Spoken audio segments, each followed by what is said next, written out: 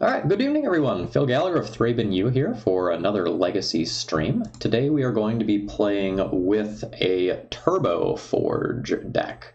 After KLM saw me playing with Metalworker the other day and messing around with some ideas there, he sent me a rather interesting deck list that's really packed around some very powerful 4-drops, Mystic Forge and Karn.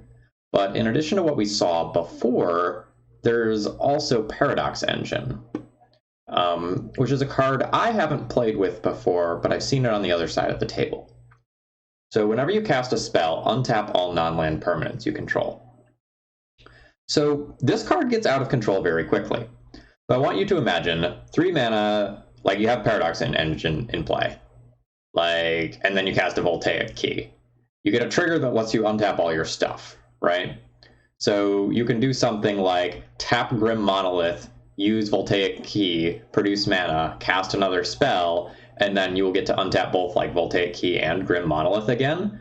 So you can end up doing some very disgusting and degenerate big mana plays where you dump basically your entire hand once you have Paradox Engine. And so accordingly, there's one of those in the main deck and one in the sideboard. So that it's something I can go and fetch up with Karn if it's going to allow us to do some really, really busted things. We are a Lion's Eye Diamond deck, which is probably something that I should point out now. So LED allows us to empty our hand for Ensnaring Bridge, either off Karn or we do have one main deck. And it can be used in response to a Karn trigger to get the 3 mana we need for Ensnaring Bridge, or to work towards something like Mycosynth Lattice. LED and Lotus Petal and Mox Opal can also be used with Paradox Engine to really go ham in terms of mana production. The other reason why LED makes sense in this deck is that Mystic Forge lets you cast the top card of your library. So you can go through a whole bunch of Lotus Petals, LEDs, Mox Opals until you get to something big and scary, and then you can cast it by sacrificing a couple of LEDs. So if the LEDs looked weird to you at first, that's what's going on there. We also have the honorary Final Soul land here in terms of Crystal Vein, which normally just taps for a colorless, although we can sack this land to add 2 colorless. That's sometimes going to be fine because if we resolve one of these 4-drops early, it will often lead to a win on its own. Spatial Contortion is going to be removal for decks like Delver, and most of the rest of what we have here, outside of Ensnaring Bridge, which is a 2 of, most of the rest of these are just various situational 1-ofs. So we will do very, very, very, very, very little sideboarding with this deck. But we have the ability to answer just about anything off a Karn. So we have Grafdigger's Cage for Garuda, Tormod's Crypt for other graveyard-based decks, Bridges for aggro decks, Walking Ballista for small creature decks. We've really got it all here in terms of an answer suite. Our Karns are probably better in this deck than they are going to be in most other Legacy decks. Otherwise, I don't have too much to say about this. This is at least somewhat conceptually similar to something else that we have played on stream recently. So let's just hop into a league with it.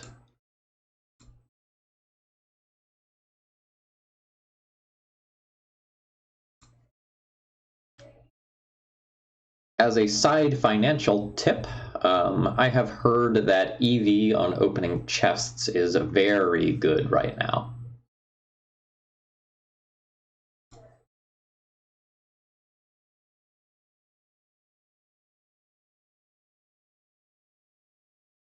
Yes, I 100% assumed that if we got to go and cast a Grafdigger's Cage, that it was going to wreck my opponent. We are going to be keeping this hand. There's going to be some choices about how exactly we play out, but we get to do something disgusting on turn 1. I'll have to do a quick math check.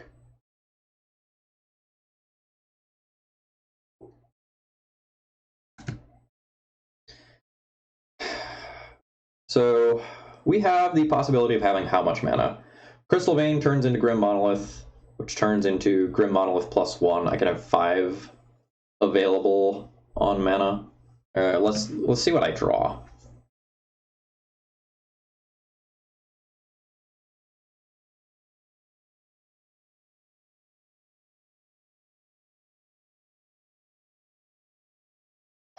Okay.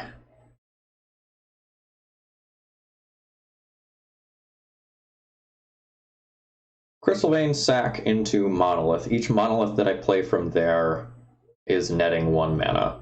So it's up to 3, 4, 5, 6. So I can Karn minus, get a key, untap a Monolith, and play Ensnaring Bridge all in the same turn, assuming that there is no counterspell involved at any point in there. Then the following turn, I can try to get like Paradox Engine going.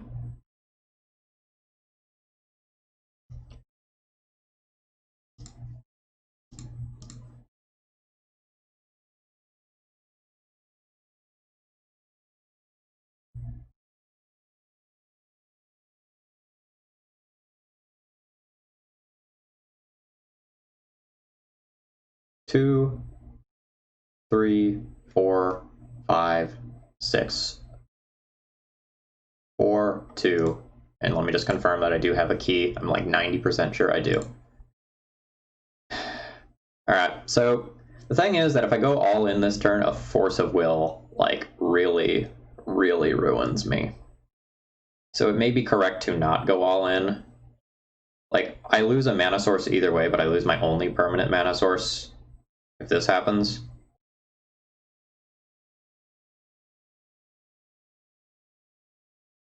Maybe I'm not supposed to go all in, or maybe I'm supposed to play like Mystic Forge instead of Karn, and then like do Karn next turn. I'm gonna be a coward.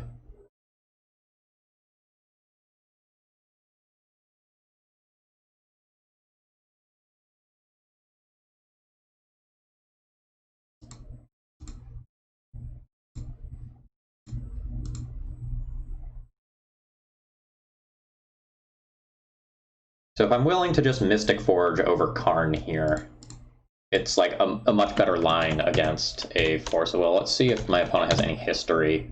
Noob Taco. No history.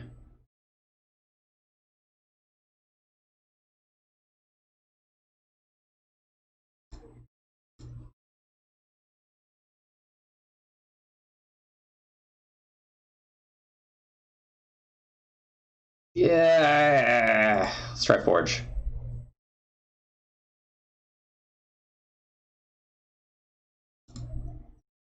Yeah, that's something I could have played around if I played the other Monolith.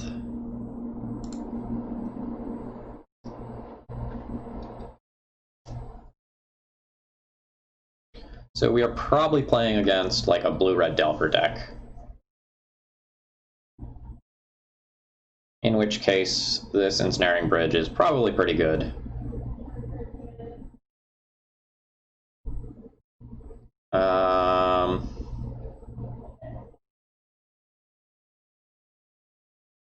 Weird turn. I have no pressure on me yet, so I'm not super inclined to just jam something into Spell Pierce. Like next turn, I can play a Karn or a Bridge and play it around Spell Pierce.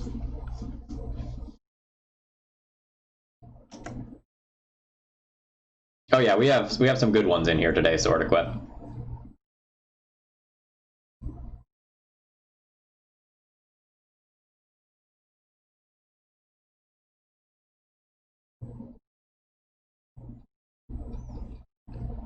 At any point in this game now, a Voltaic Key or Manifold Key is just disgusting. What the fuck?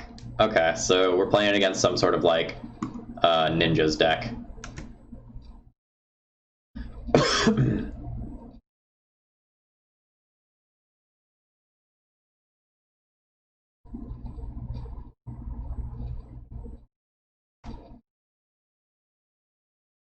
Okay, so I have the possibility of 2, 3, 4, 5 mana.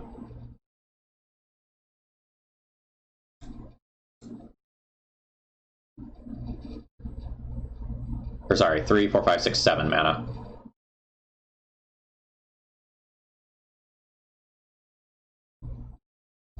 6 mana allows me to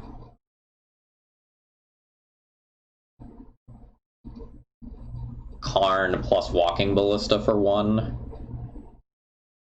But the play is... Okay, can I get Karn plus Key? So this alone would be Karn.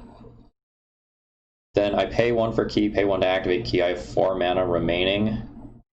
So I can't Karn Defense Grid and Bridge in the same turn cycle.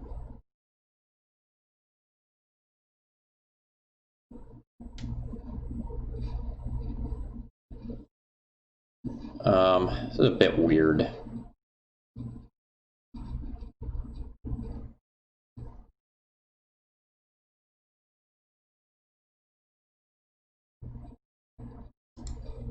I think I'm going to start by casting Defense Grid.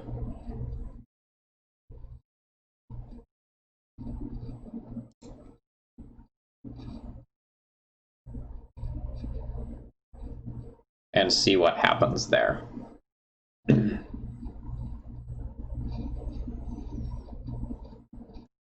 Okay. Force Pitch of Baleful Strix. That's okay. So now I'm going to hope that my opponent does not have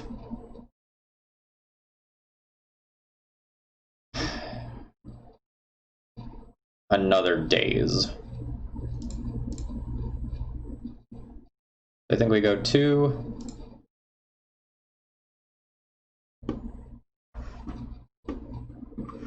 Three, 4, play a Karn.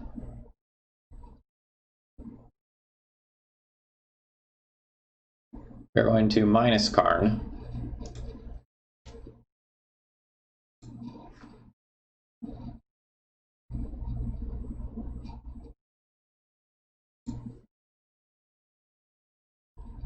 And we're just looking at resolving Ensnaring Bridge next turn. Manifold Key plus Sacking Crystal Vein lets us do that, and then sets us up really well for the future. So I think I'm going to go for that. I don't think my Karn can die to any of the various creatures that they're going to play. So I have to mostly be worried about them drawing a card, getting a draw engine online, and then also countering this Ensnaring Bridge. That's very bad for me.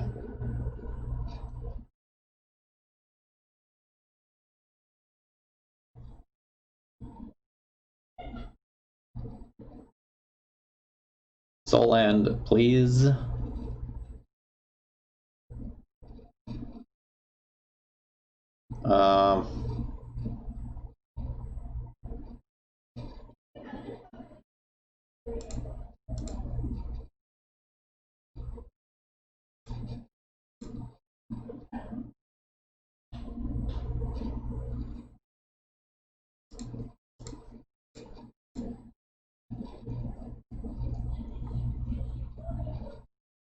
I think I just plus on nothing rather than plussing on the key. I don't want to open the key up to removal.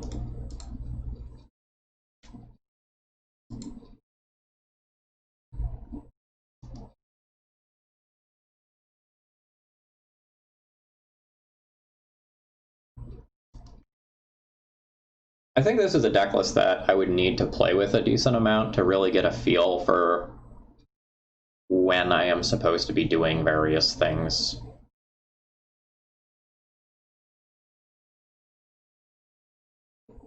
It seems like there's a lot of weird risk-reward versus counterspell-based decks, and I'm very glad that, like, Defense Grid is around.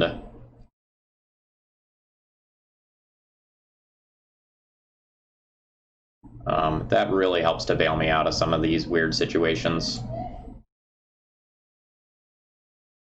Soft Permission is still quite good against me, though. So I can play around a Daze by getting rid of that Mox Opal.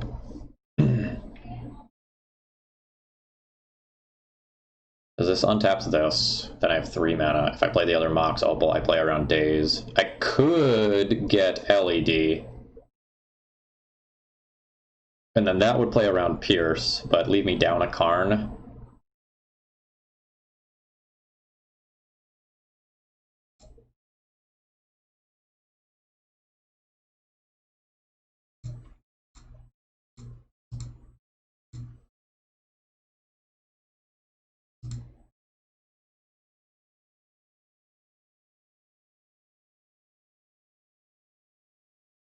I could also convert the Karn into a key for huge amounts of long-term mana. But I think I win if the Karn sticks around and this bridge resolves. I think we're going to play the bridge around Daze. I'll keep this Mox Opal. And if this bridge does not resolve, I will tutor for a second bridge.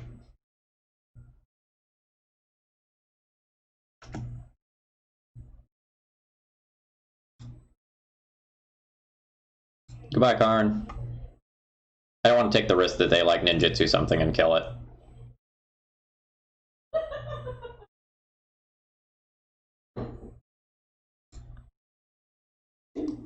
I don't like that this opens the bridge up to both discard and counter spells, but I don't think I have a lot of play here. That Wasteland was very backbreaking. I mean, obviously, this is the third counterspell on a critical card as well. Oh, they didn't have a ninja here. Hopefully that doesn't mean we're looking at yet another piece of soft permission.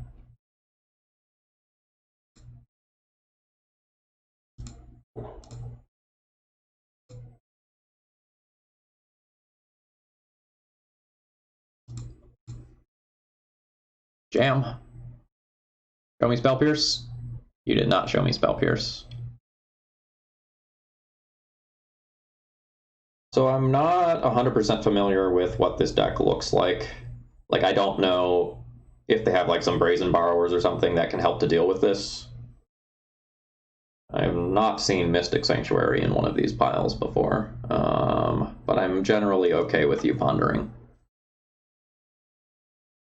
We will not be using Inventor's Fair early on. I'm going to want to untap a couple of these Grim Monoliths, make it easier to play around soft permission, and then go from there.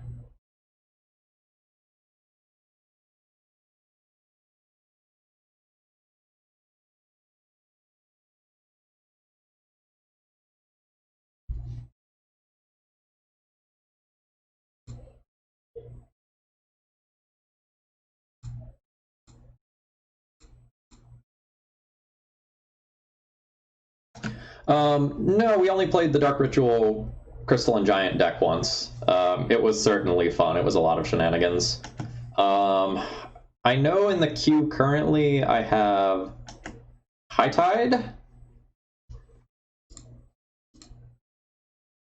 I wanted to play something kind of chill tonight that didn't require too much math. Yeah, so we have an Ula's Temple deck and a High Tide deck in the queue for this week. Who needs lands, Tuxdev? Who needs lands? Oh, Bitter Blossom would be a win condition for me. I would be cool with that.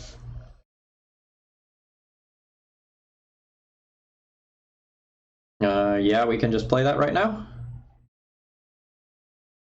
Around soft permission. Seems great.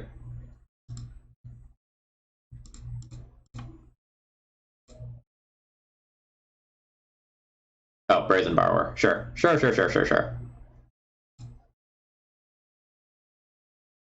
Yep, new webcam has arrived. We're good to go on that front.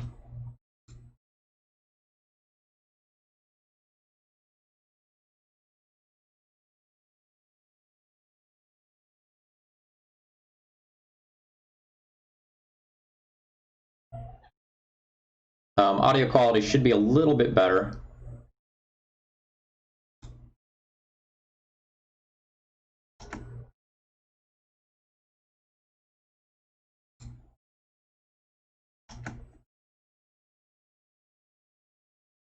Alright, need to reread this. Destroy target permanent that's one or more colors. Unnecessary.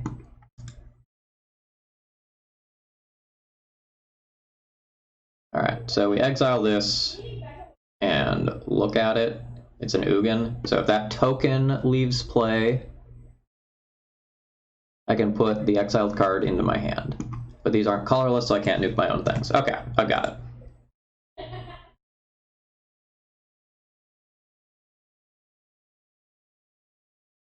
So this Ugin doesn't really win me the game so much as it's a combo enabler. It's not like Big Ugin where it resolves and everything is done and over with. Yeah, so as far as audio goes, I spent a little bit of time setting up like some filters and stuff. So there's a little bit of noise cancellation and stuff that wasn't around on the stream before. Walking Ballista is cool. I guess this is one of those things where I just cast it because, you know, having cards in my hand is bad.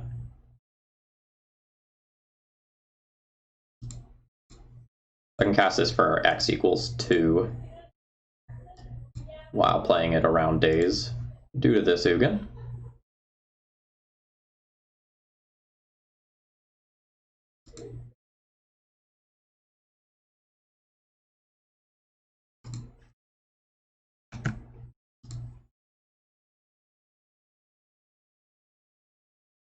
So I can choose to start wiping their board with Walking Ballista at any point, and then once I do so, and like I've stabilized the board, I can just start keeping a couple cards in my hands and play the spirit tokens as like real attackers. So I think we're done this game.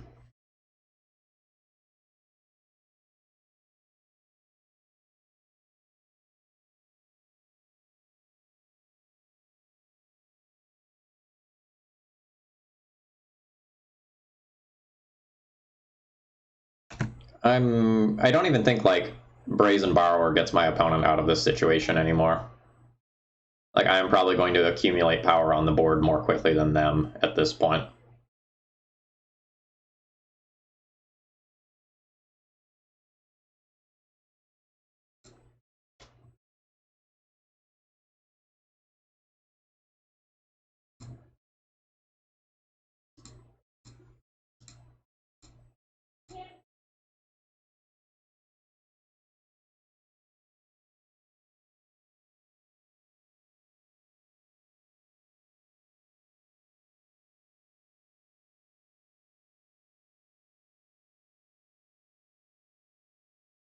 Dude, yes.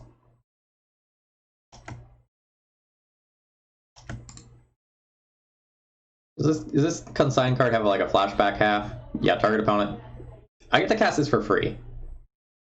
Like, that does not solve your ensnaring bridge problem.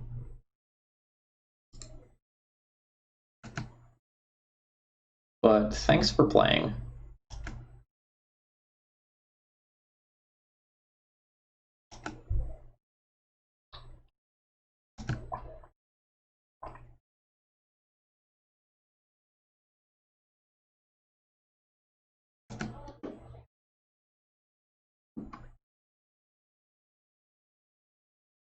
At some point, we'll sack Inventor's Fair to finish off this game.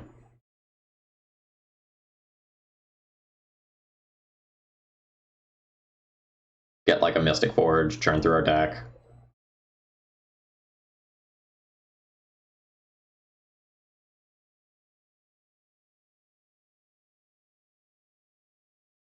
Oh, okay, that's what's up with that, yeah. Let's always yield to that. Paradox Engine.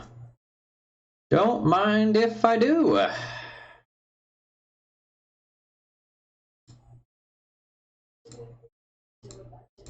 Three, one, untap. Pay one. 1, 2. 3, 4, 5. Paradox Engine. Plus Ugin. Now I just am going to have, not infinite, but like darn close to infinite amounts of mana. I'll pump it into Walking Ballista, kill all my opponent's stuff, and then actually work on beating them.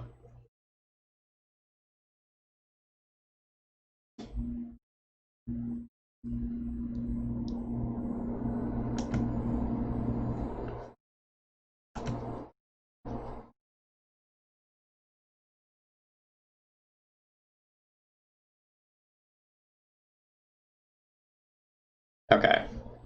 So that my manifold key also untaps, I'm going to want to use it before I cast this. Oh, no, no, no, no, no. Yeah, well, that's a trigger, so it's fine.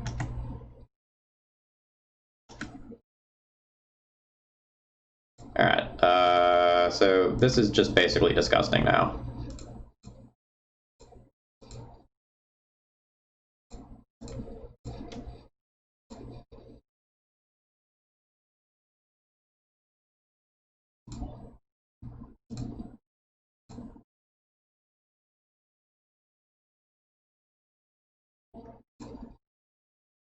Put a counter on Walking Ballista.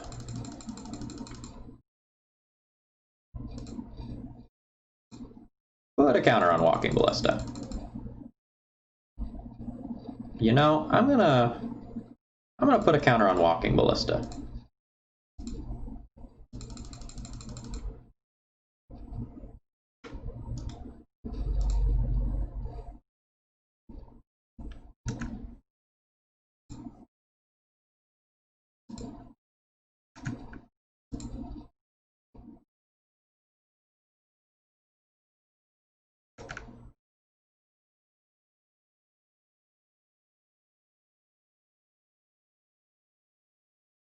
Yeah, okay, and we're done there. Turbojet Megachrist, thank you very much for the support. Let me get that sub goal adjusted on up.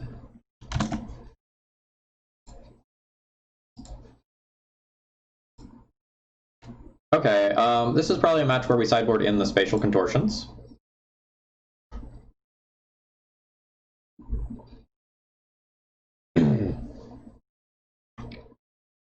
And honestly, most of our cards seem good. So we'd probably just trim a little bit rather than cut any one specific thing. It's possible that boarding in the other ballista is good as well.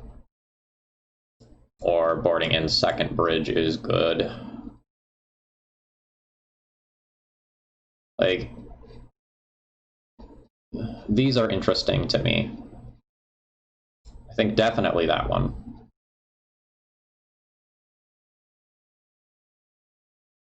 I also don't think Ratchet Bomb's crazy, but I'll probably leave it in the board. Alright. I see myself doing something like an LED out. Probably both the Salt Monoliths out.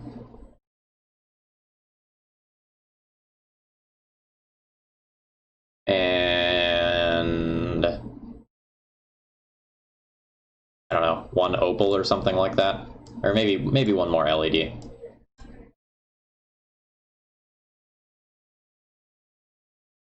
Well, so Dynamo is much better when you have Voltaic Key, Manifold Key, or Paradox Engine, but much worse when you don't. So like I'm fine with, I think, the Dynamo being the 5th versus the Basalt Monolith being the 5th, I think. It's kind of weird since my opponent is a Daze-based deck that also has like very, very, very small creatures, so like the Ensnaring Bridges aren't always going to be optimal versus them, so like...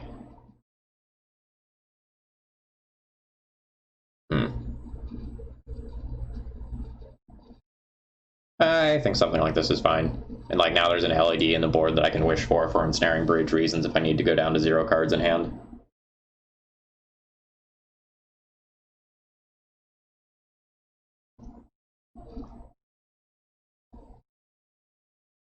Okay, so I can go Crystal Vein, sack it, play Grim Monolith, and then play an Ensnaring Bridge where all my cards get stuck in my hand. I'm going to mulligan this hand. Try to find something slightly more stable. JK.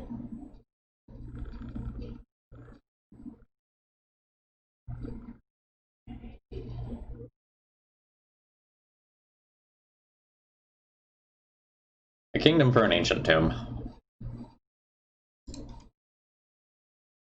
Okay, there we go. I will be keeping this hand. This is going to be a turn 1 defense grid, and then probably turn 1 defense grid, followed by spatial contortions on their creatures that matter. I have to get rid of 2 of these. That probably means 1 voltaic key is going to go, and 1 spatial contortion is going to go.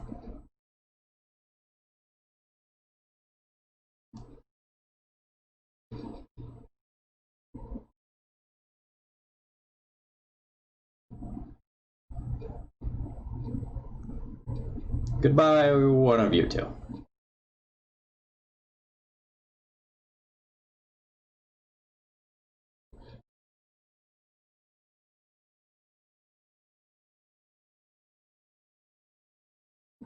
Getting rid of the thing that I can play on turn 1 is like totally reasonable.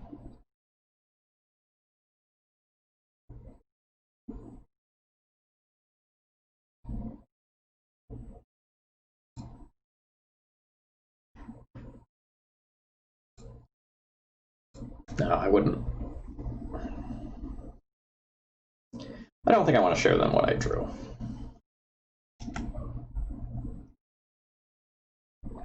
Wasteland will be rough here.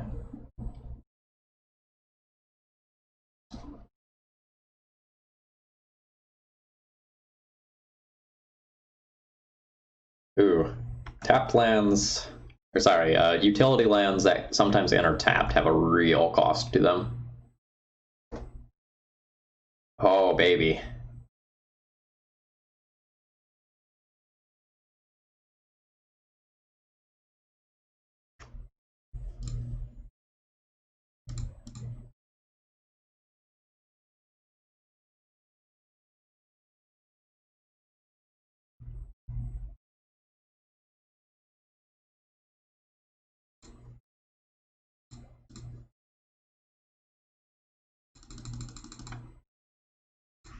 This is the bait.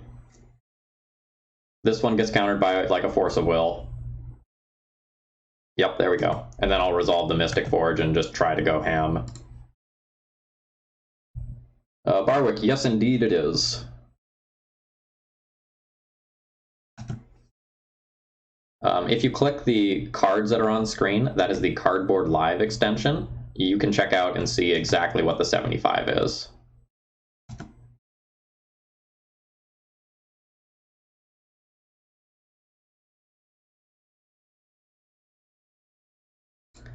Here we go. It's combo time.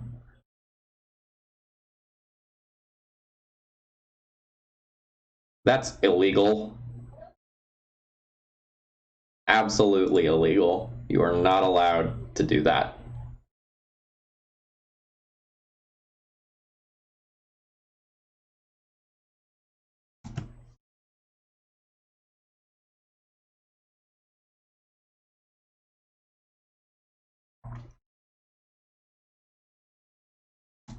My opponent is the Fun Police. I'm just over here trying to play close to an infinite number of artifacts, and my opponent is just being mean.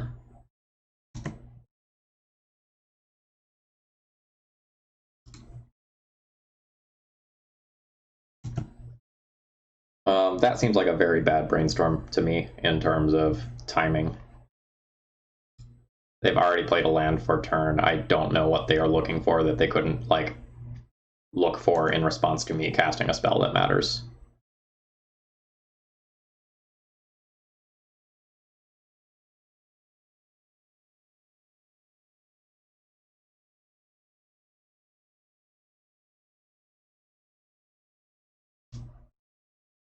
Yeah, I think I just killed this turn.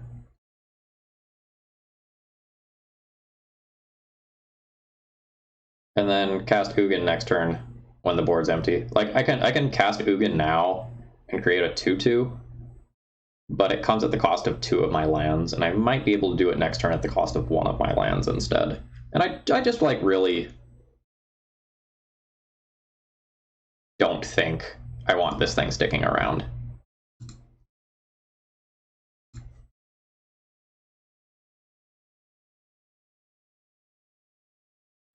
And, like, maybe...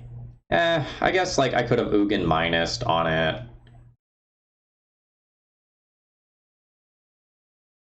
And I guess I'm already playing it around soft permission. I don't know, like, this probably means that they have to commit another creature to the board, which leaves them tapped lower on mana.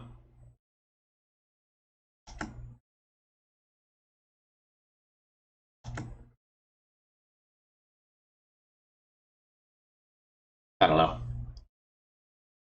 Maybe I was a coward and I should have played Ugin.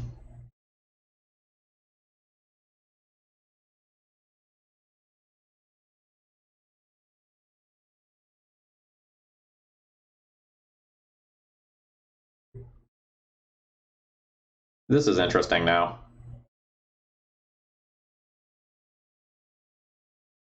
I can set up Karn and Snaring Bridge if my opponent does not have, like, third force effect plus blue card.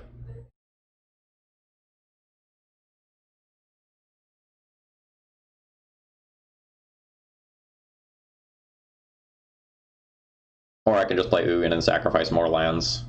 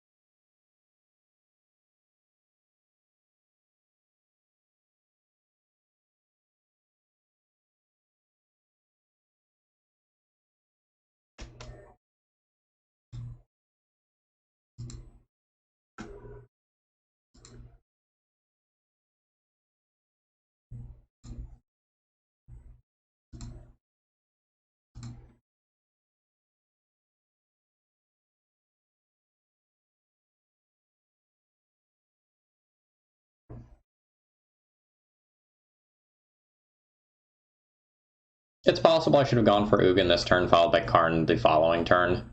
But Bridge just feels so stupid good against this deck.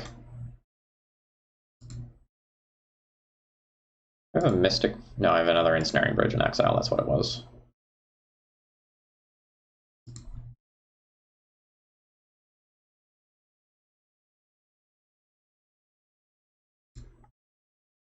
Hello, Karn friend. What are you getting from my sideboard today? And why is it named Walking Ballista? So Mycosynth Lattice represents the free roll win if it resolves here. But it requires me to sack both Crystal Veins to do. And I don't think I'm about that life when Ensnaring Bridge is, like, so good against my opponent in the first place.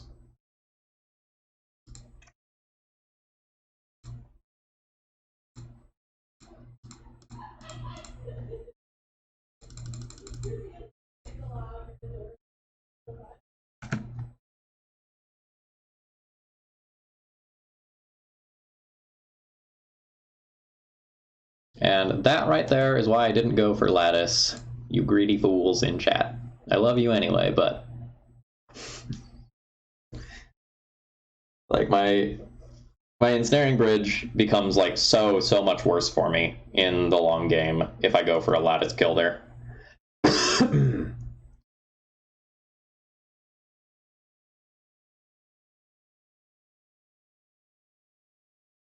I only get 4 more Ancient Tomb activations over the course of the entire rest of this game. So I need to use them wisely.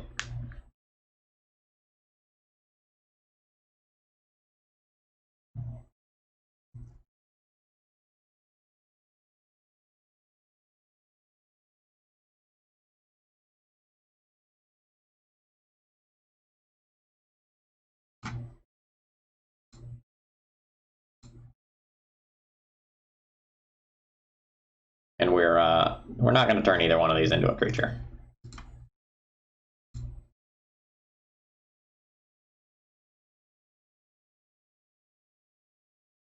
Oh, we'll just control my opponent's entire board. We're not in any hurry to win. Like, my opponent would probably concede to Lattice Lock anyway.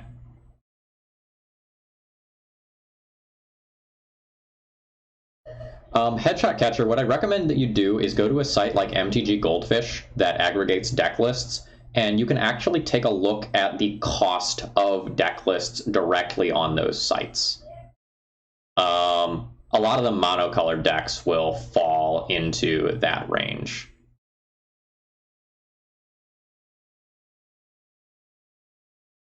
So I think Elves is pretty cheap. Burn is pretty cheap. I think a lot of the Death and Taxes lists are more than that.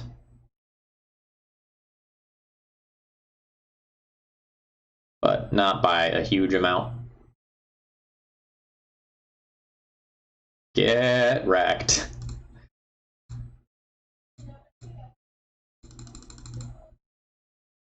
I am a skilled magician.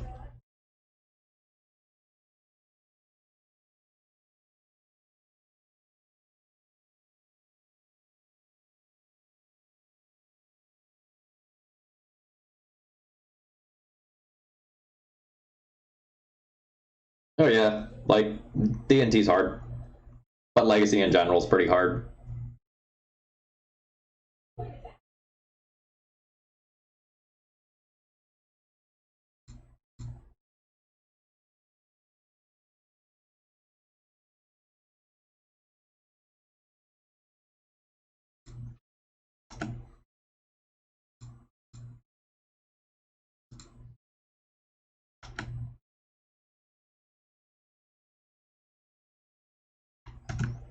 So that play to me is signaling that their last card might be a Brainstorm, and they're looking to just put another card in their hand that they can Brainstorm away.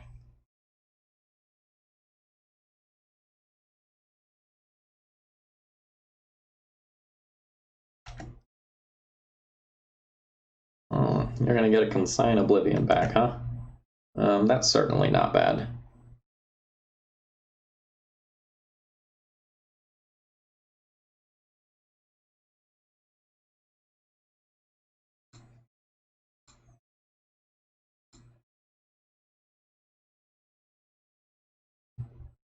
So now my opponent is going to bounce this bridge and then play the back end of it to make me discard. And I'm in trouble. That's okay. I am just like one top deck away from doing pretty disgusting things.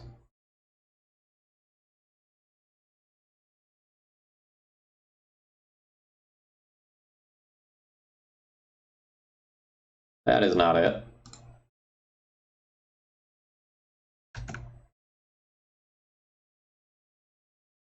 So this will be the end of turn, bounce the bridge.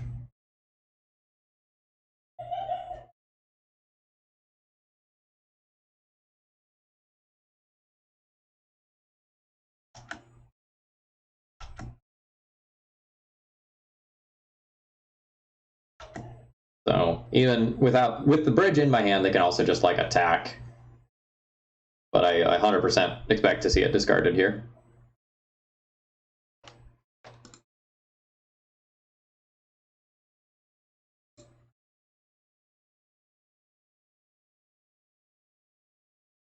So my Ancient Tombs are basically off at this point.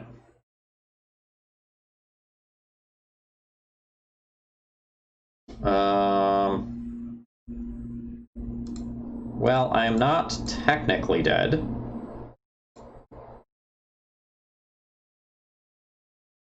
But I think I'm effectively dead. I believe I have a Walking Ballista that I can draw.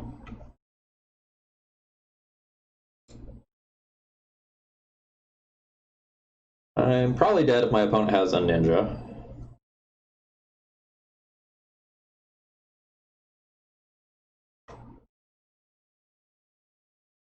Yeah, okay. GG.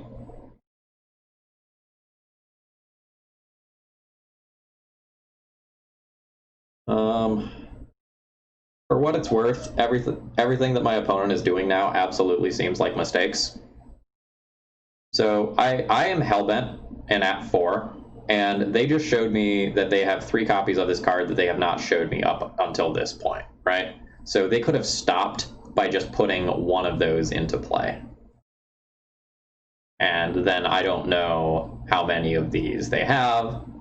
And if I wasn't more familiar with this deck, like, I wouldn't know. And now I know they have a pile of them. Just like little things, like when you're ahead and you just like have the win guaranteed, stop showing your opponent's cards. Okay. So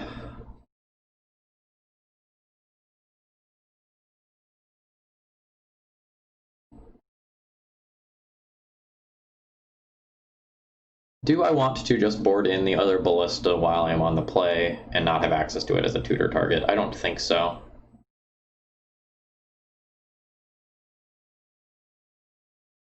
I think I'm going to go ahead and submit this as is.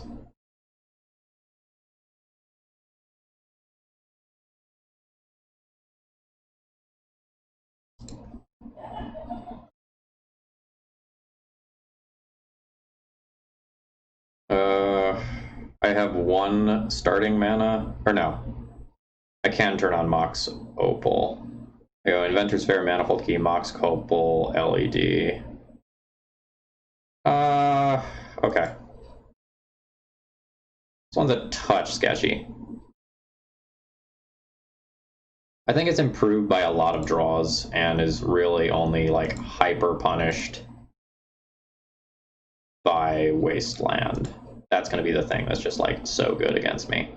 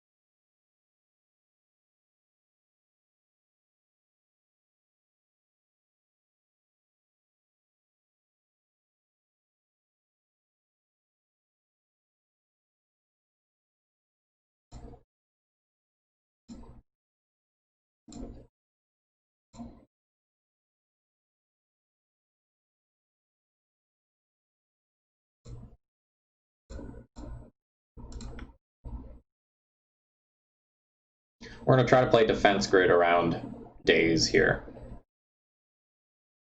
Make them use a Force of Will or Force of Negation on it.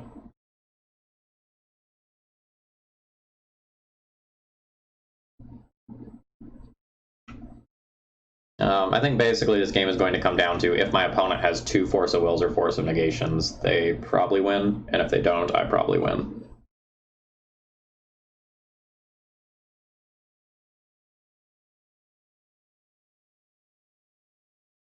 So they're gonna get one of their draw card idiots in here,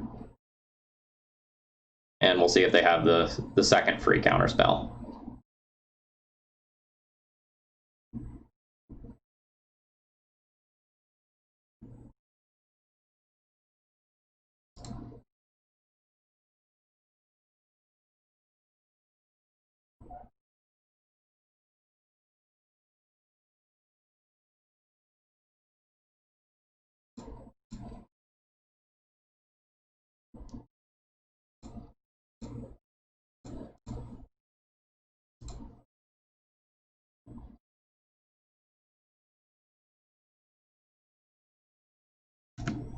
Okay, I've shut off a good number of their cards.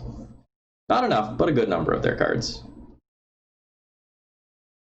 Now with any mana source, I play Karn, and it plays around all soft permission spells by using LED, and then we get Ensnaring Bridge, and life is very difficult for our opponent.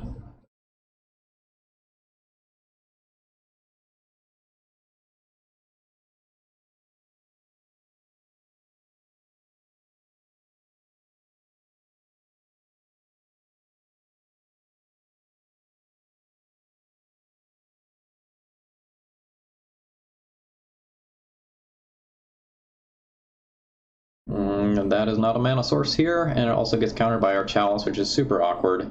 I will discard this at some point to LED, so I am not going to just, like, play it out here.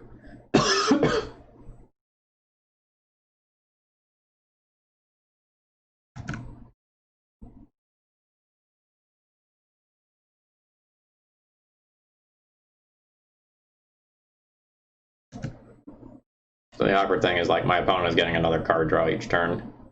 Multiple card draws each turn.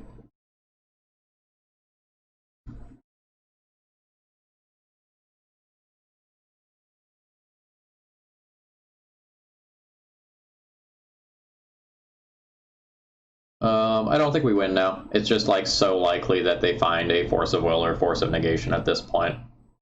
And all this game is coming down to is whether or not they have the second one. That's the only thing that matters.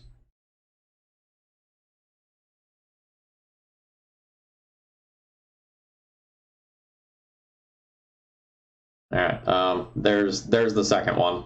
So this is it. They play another draw spell, and then they get it, and I can't win.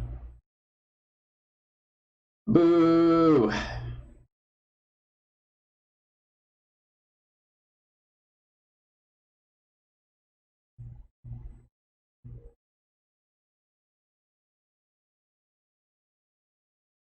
I'm also, like, really whiffing. So, like, I can't sacrifice to this. I can't play these Karns. This is really unfortunate.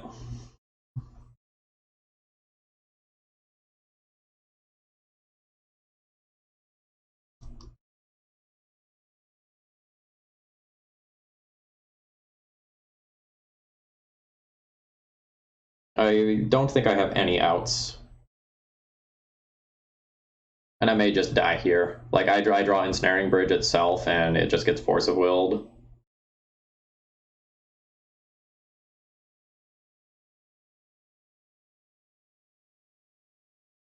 I like how we played this match. But, like, based on the opener, we knew we would lose to Double Force. And that's exactly what is going to happen. We're not being a particularly good soul land deck here. We'll probably draw one now, yeah. Yeah. Alright, like, we'll cast this, give the opponent the chance to mess up, and let it resolve.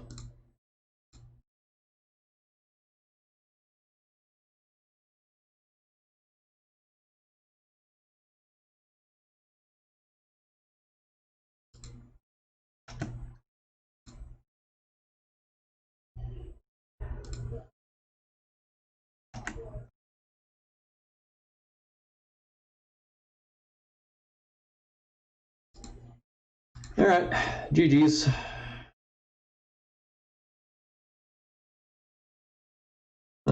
Slightly annoying loss there. I feel like we played that one well.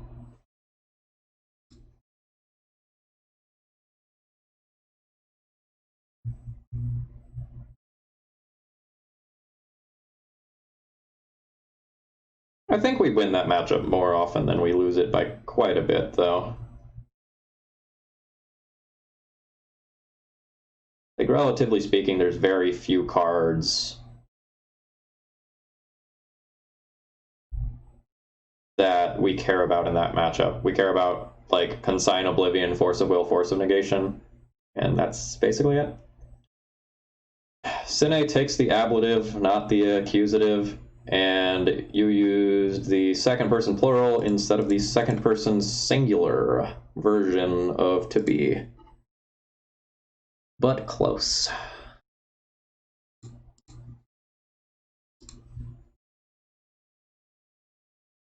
The effort is appreciated.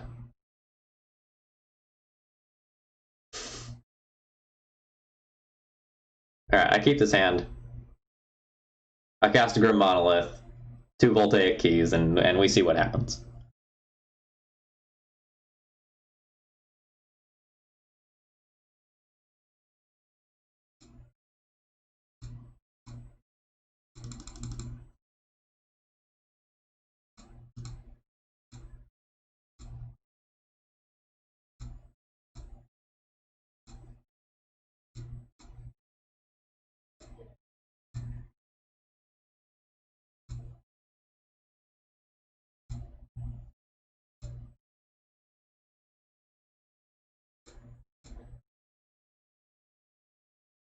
Planeswalker or Chalice on 1? I think Chalice on 1, and we play Karn on turn 2.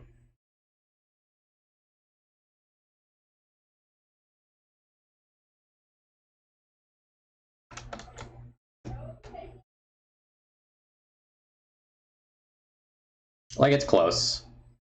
But this stops, like, all cantrips, and they've already mulliganed once.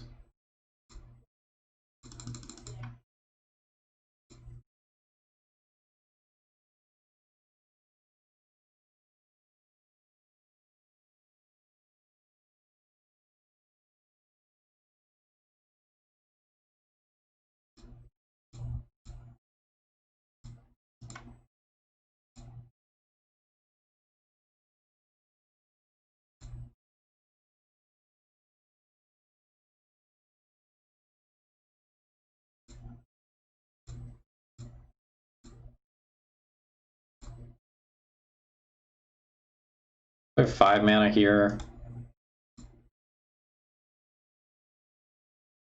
Paradox Engine is kind of lol. As something I can just flop into play.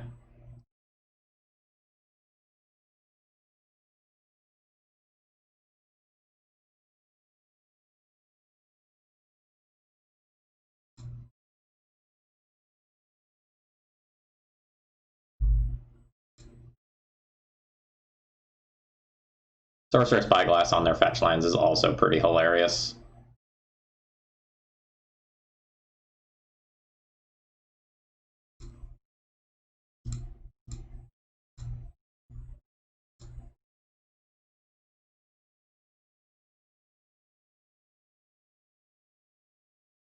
Alright, hold on. What happens if I cast Walking Ballista for X equals 0?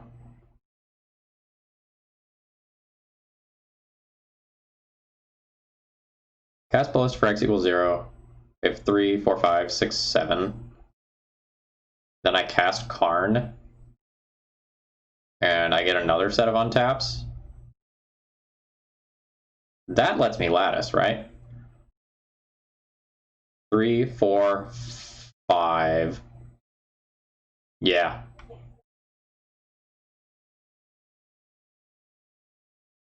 David, I'm just giving you some crap. Like, really, it makes my heart happy when people try to use Latin.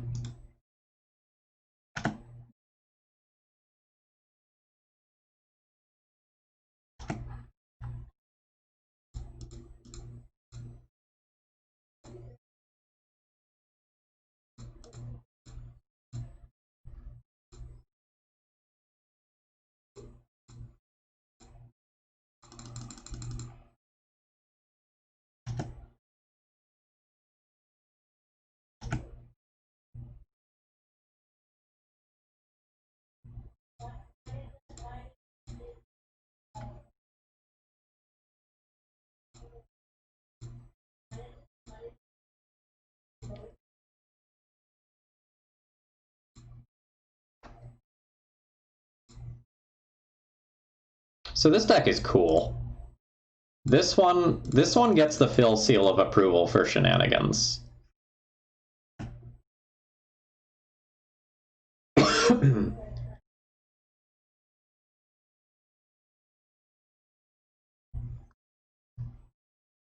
I've turn 3 lattice locked people plenty of times. I don't know how many times I have turn 2 lattice locked people. That's pretty darn rare. Okay, so Dan, the way that it works is that Karn says activated abilities your opponent's control can't be activated for artifacts, and then Mycosynth Lattice turns everything into artifacts. So they don't get to cast spells ever again because their lands can't tap for mana. It turns all their lands into artifacts, and they can't activate the abilities. Yeah, it's pretty dirty. Okay, so Windswept Heath is a little bit weird from a Yorion deck, so like I shouldn't 100% think that my opponent is on Miracles. Like something like a Yorion Maverick deck could be like totally reasonable. I don't know that I'm actually going to sideboard. Like, if my opponent is on a blue Yorion deck, then Defense Grid is stupid. Stupid, stupid, stupid good. If not, it's pretty bad. But for game 2, I am just going to whack the submit button, make no changes, and play the same deck. And then we'll sideboard appropriately for game 3 once we actually know what's happening.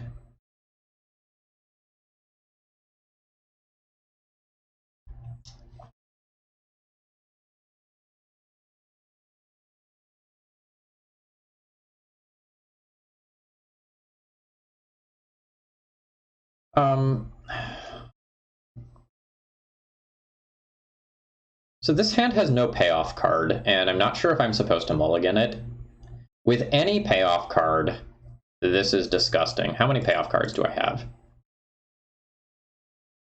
4, 8, 9, 10, kind of 11. I have 11 hits that make this hand extremely good, otherwise I can bank on Inventor's Fair to get me what I need. Yeah, I'll keep it.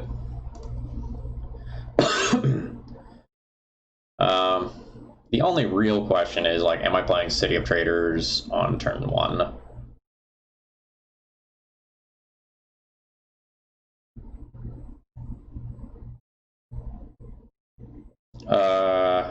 Yeah, given that draw, we're probably okay with playing City of Traders on turn 1. I, like, really don't have to, but, like, we're good in the mana department.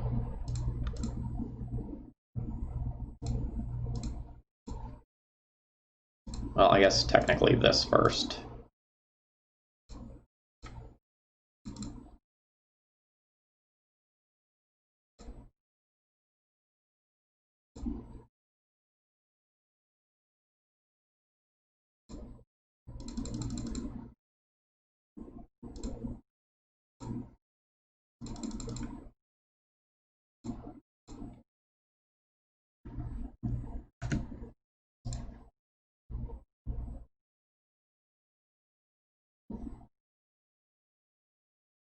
I wonder if my opponent is, like, straight up just playing Enchantress.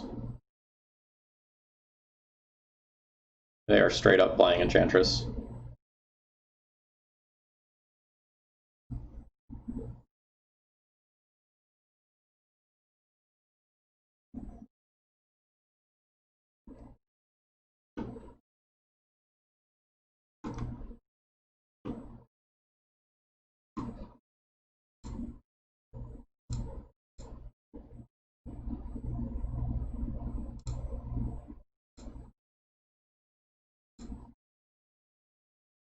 Alright, so I can play Inventor's Fair, sack it immediately. I can also put Thran Dynamo into play first. Yeah. I can play Inventor's Fair. That'll sack the LED. This doesn't have timing restrictions, right? Does not.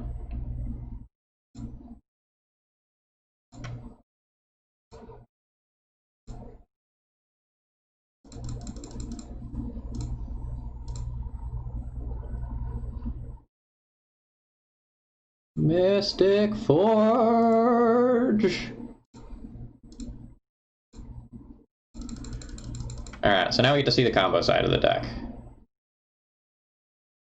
I only have 1 mana left. I will go ahead and exile that. It's not like Enchantress pressures our life. Yeah, here we go. Here we go.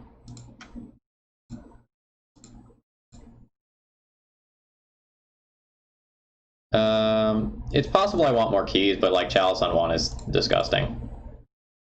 Alright, so I can't play that. That's okay. I guess I need to set a stop on my upkeep now.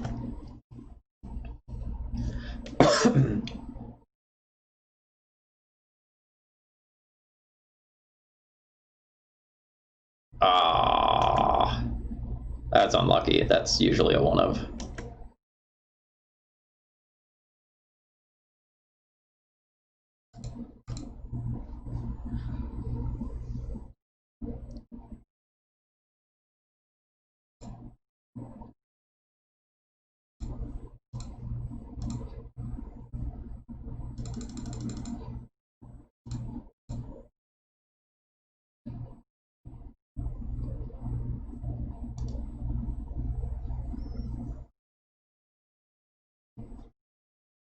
It's a shame we don't have the bigger Ugin.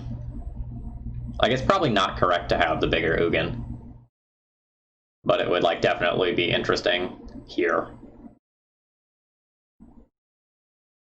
Opponent really needs to put a Destiny Spinner into play, I think ASAP, to help with, like, the Chalice of the Void, and also have something that can clock and pressure Planeswalkers. Awkward. We're not going to play that out yet. I have no reason to. I will untap my Basalt Monolith.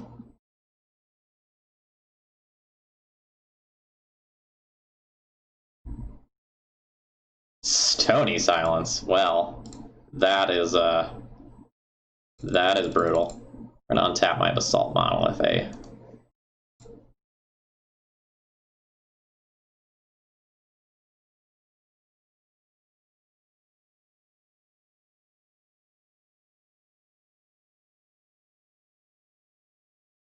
No, I can play the Voltaic Key with Chalice on one if I, say, wanted it to go to my graveyard for some reason.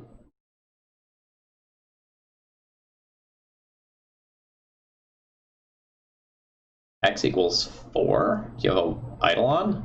Yeah, you do.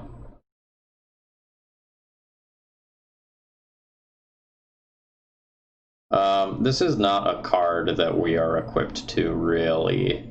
Sorry, this is not a card we're really equipped to beat. In terms of outs, what do I have? Karn... Ratchet Bomb doesn't do it. Alright, I'm stone cold dead to this.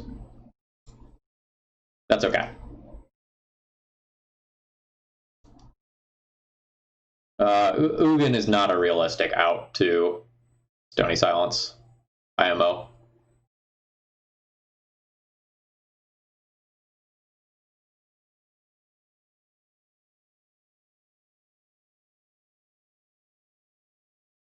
Like, the Ugin creates a 2/2, which just, like, checks that.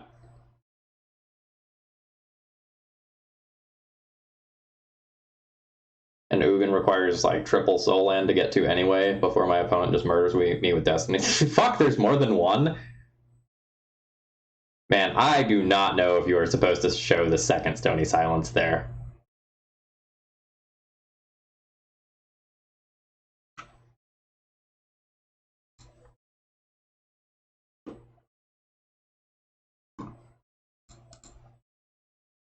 Okay, yeah, you're right.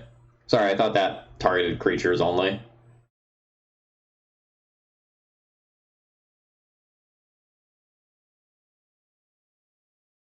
I do not understand playing multiple Stony Silence in the current metagame.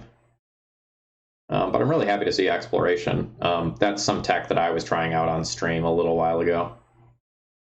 And now with Sarah's Sanctum here, Destiny Spinner should kill me next turn.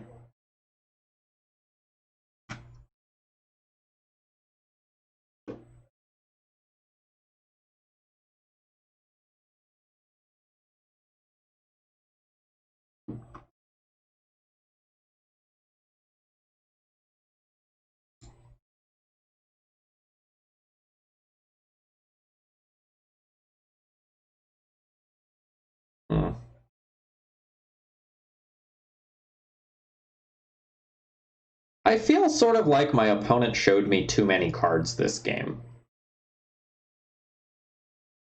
I didn't do the math for it yet, but I believe that, like, past turn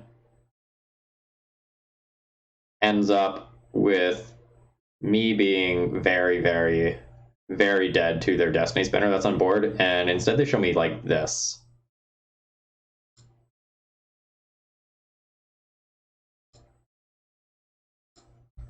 I would like some birds, and I get birds instead of this getting countered by my Chalice. Sorry, excuse me, I get bird.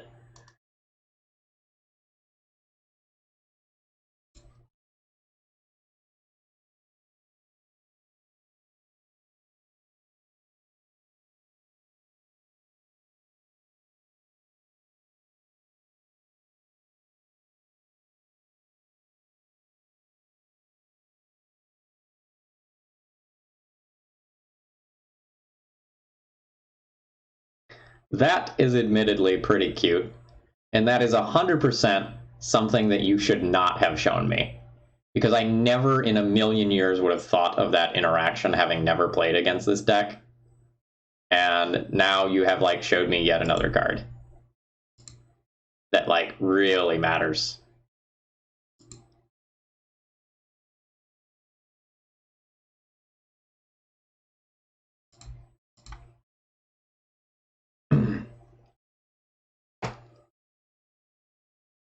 So now I know that my opponent is packing multiple Stony Silence and has a very strange endgame that will be kind of powerful against us.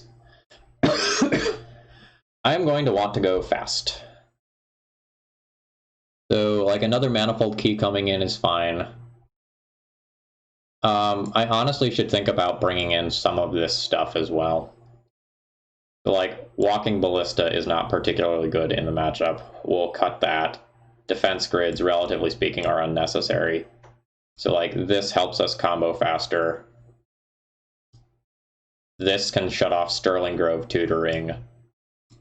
This can deal with non-ratchet bomb things. We don't have enough cards to cut where we would be getting rid of Chalice.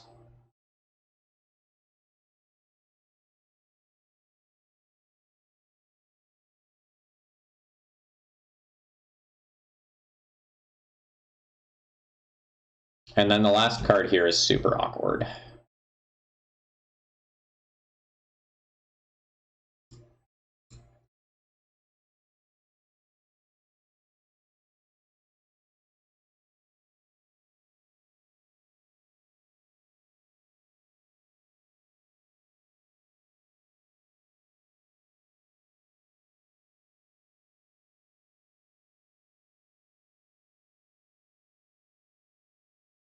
No, I'm at 59 cards. I need to bring in one more card. So like I can bring in a defense grid that really doesn't do much.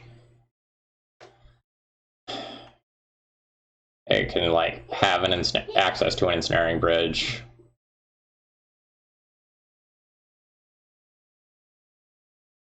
Tormod's Crypt isn't really interesting as just like Darksteel Ingot.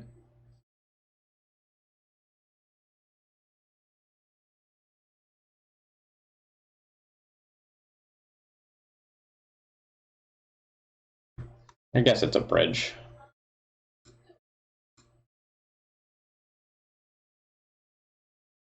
Like, bridge is fine against Destiny Spinner.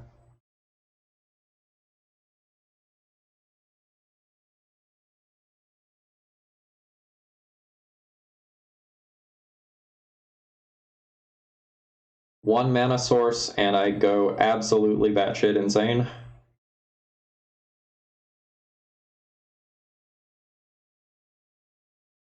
I play Manifold Key on 1. Let's say I rip land. I go Monolith, have 3 mana.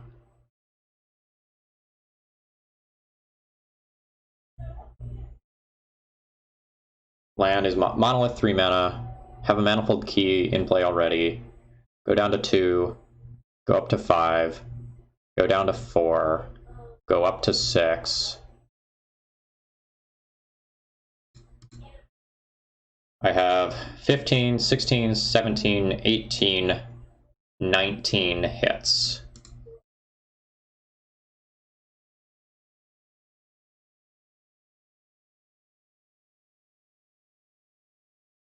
"19 hits is a ton. I think I keep this.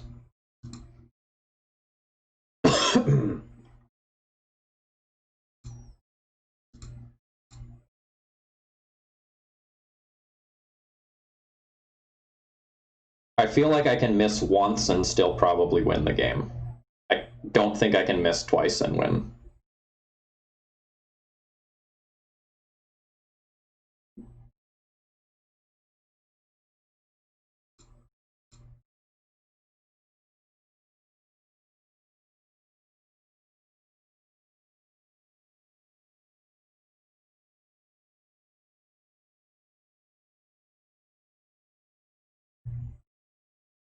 Alright, do you have a Stony?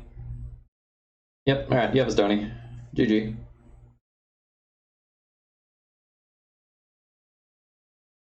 Yeah, so just walking through the math when we hit this here, I think we would have won the game on the spot. So we have 2 mana for Monolith. So it's 3. So each one of these then adds to 3, 4, 5, 6, 7, 8, 9, 10, 11. Yeah, we had turn 3 Goldfish with Karn plus Lattice. I'm 100% fine with keeping that hand. I do not regret it at all.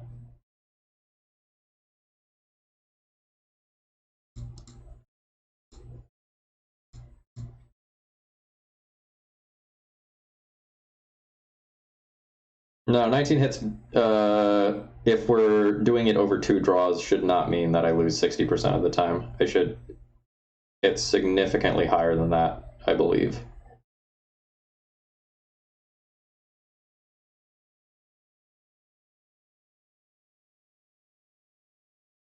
I'm not gonna like bust out the hypergeometric calculator to do it, but in 2 draws, we hit the vast majority of the time.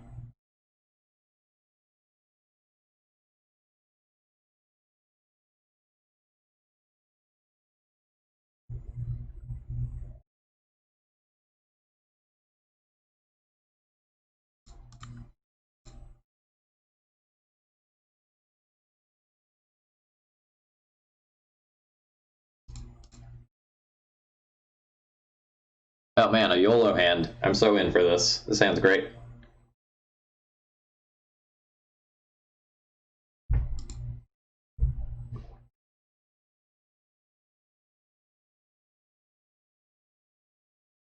Right, but when we kept the hand, we were assessing it as if we have 2 draws to hit.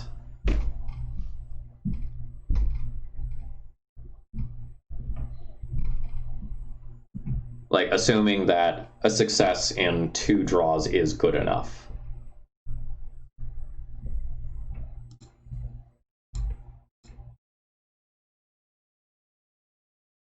Hey Bailey, hope your summer's off to a good start.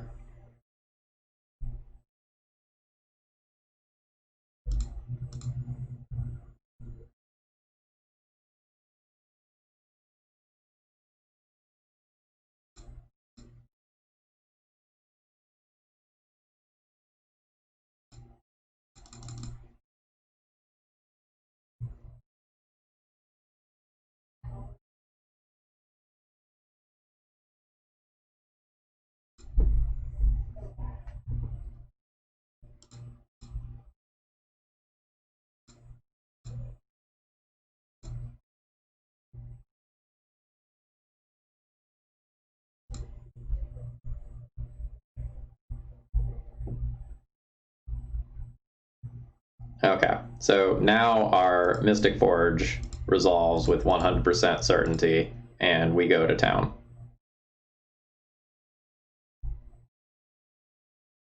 Yeah, that stays. That's great. Well, not great, but like good enough.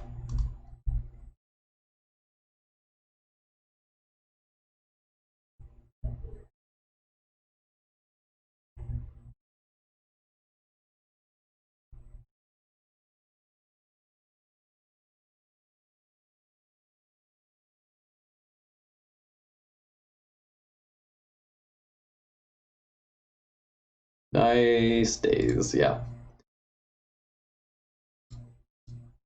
Yeah, 40% sounds about right. I'm not paying attention to like the math numbers that are going on in chat too much, but that sounds appropriate. That's more in line with what I thought it was going to be. Okay, so starting point here is to untap one of these and then see how much mana I have. So I have 3, 4, 5, 6 showing.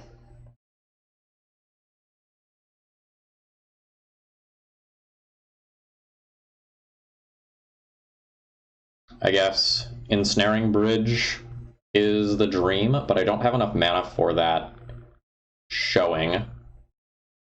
I can Karn for a Walking Ballista for X equals 1 and ping off a Delver and then lose the Karn to the flipped Delver. That doesn't feel great. I can instead play the Dynamo and try to churn through my deck a little bit more to try and set up Karn plus Bridge in the same turn. I think I'm going to go ahead and try that. And I'm going to try to leave the Lotus Petal in play and take a little extra damage. Okay, so this does it now. Now I have 1, 2, 3, 4 for Karn minus Bridge. And Bob's your uncle.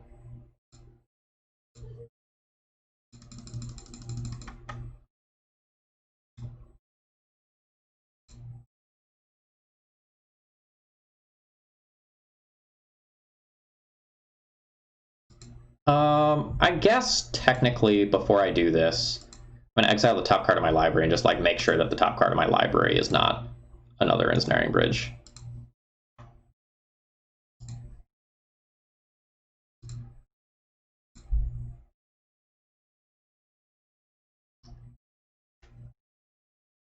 And then I think I'm okay with just like drawing that Crystal Vein.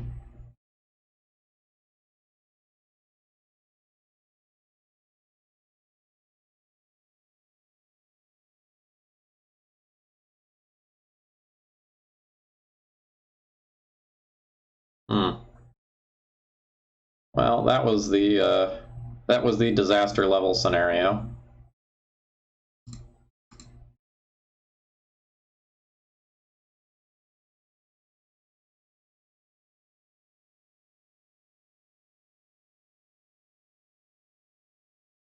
Now I can't use this thing's abilities. I'm gonna remove this stop.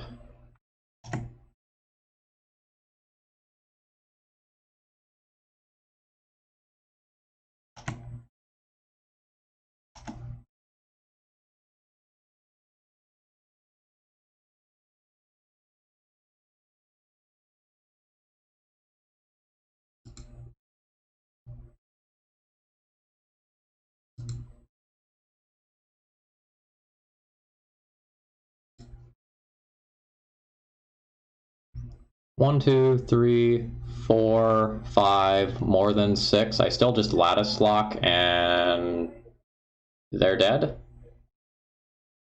because they didn't get rid of Bridge.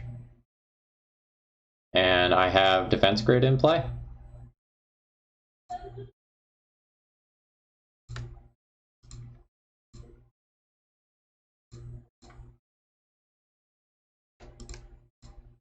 Three, 4, 5. Oh wait, I don't even need to tap the Ancient Tomb. Sorry, I forgot it was Thran Dynamo that's sitting over there. 2, 3, 4, 5, 6.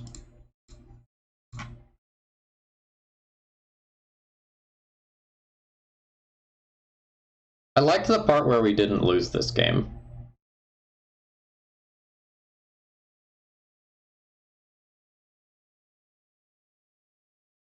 I thought we were just like so dead when my opponent played Oko. Like they just would have gotten the Ensnaring Bridge, killed Karn, and I was just dead. And instead of being dead, I was not dead.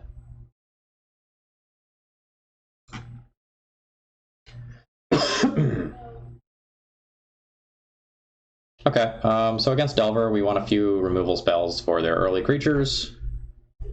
I will probably board in another Ensnaring Bridge. Oko is an asshole.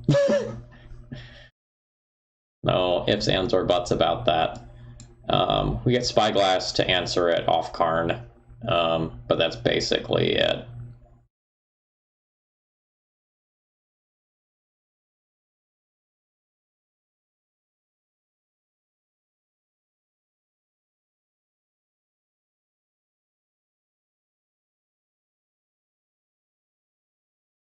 Yeah, I have to have an insane string with Mystic Forge in order to win the game from there.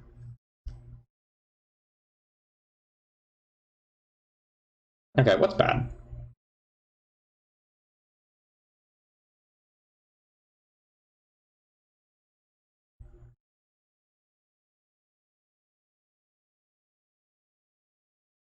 Yeah, playing one more defense grid is also totally reasonable. I agree with that. I don't know what to board out.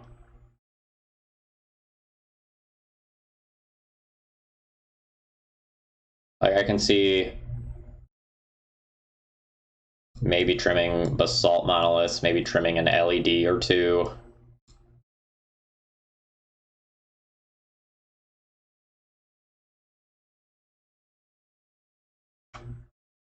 Does Ugin suck? It's like an answer to Oko. I don't know like if beggars get to be choosers on that, you know?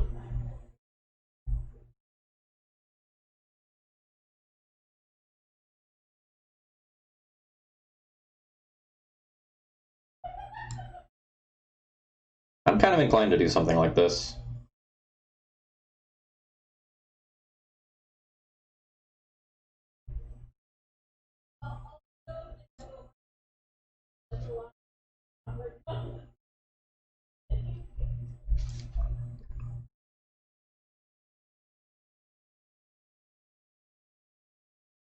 Nope. Yep.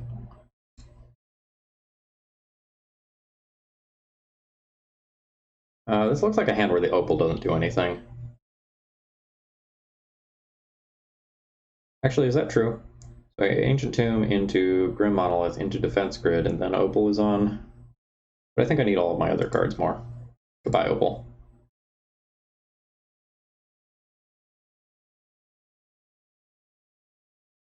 I disagree with your assessment of the matchup. I have a lot of cards like Defense Grid and Chalice that are favorable for me if I play them out early.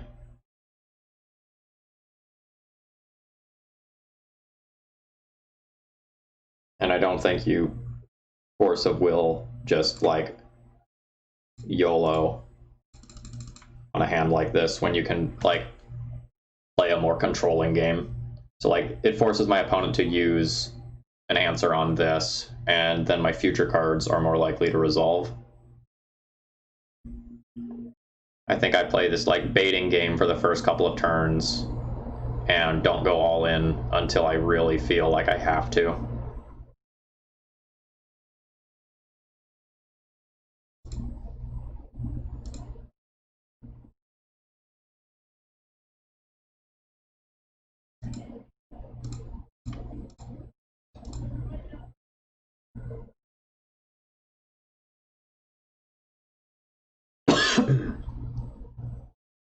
Yeah, nice.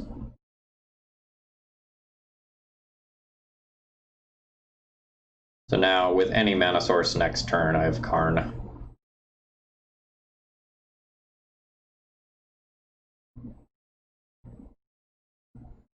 Nice. Alright, how crazy is this hand?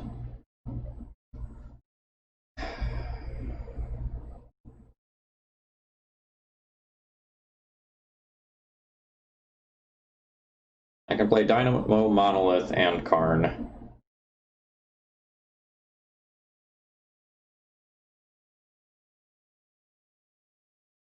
And then not play Karn through days, though. So what am I doing with the Karn when it resolves? I guess getting Bridge.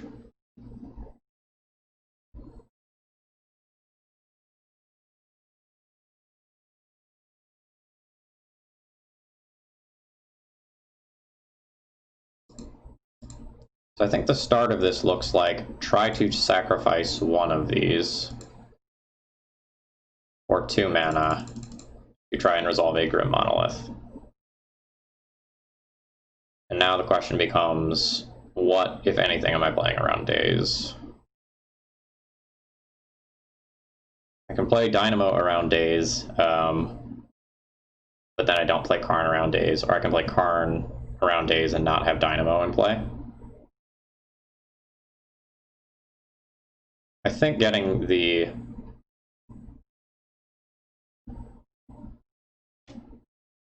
Dynamo in play is really important.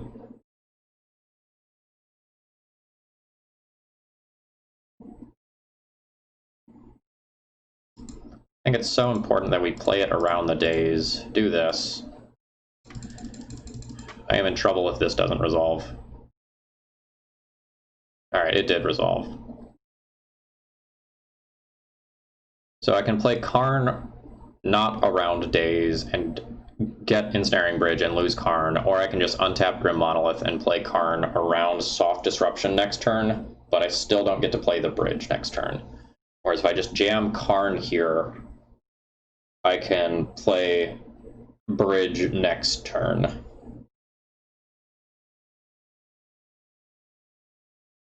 It's a weird spot. Like, if I let my opponent untap, they can, like, ponder and look for something to back up this Tarmogoyf, so I think I am going to jam now. See if I get punished by the days. I did not get punished by the days. There's also worlds where I just plus the Karn here. What's in Graveyard? Instant land artifact. I could just plus Karn, but I think on the off chance that my opponent has something like an Assassin's Trophy that could get rid of it, I think I just really want to have access to this Ensnaring Bridge. It's going to give me time to get out of my bad situation.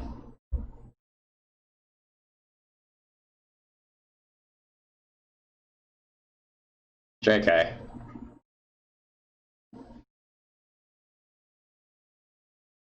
Man, I hate this current Legacy format so much. Like, this card is just, like, so fucking unbeatable for fair decks.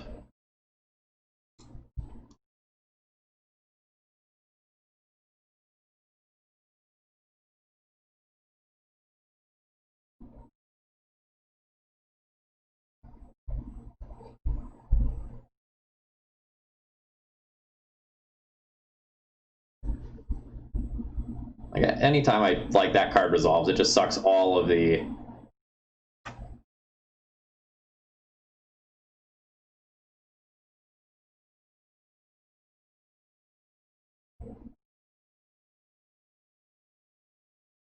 energy out of the match.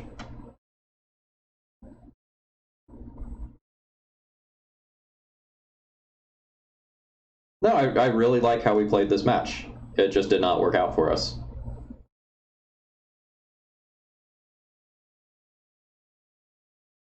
Like, we baited 2 Force of Wills from our opponent and then resolved a critical, what normally would be a game-ending spell. But our opponent had 2 counter spells and then a 3rd critical piece. I don't get all the hate on 3 mana Teferi. Like, that card is totally fine. Yeah, great.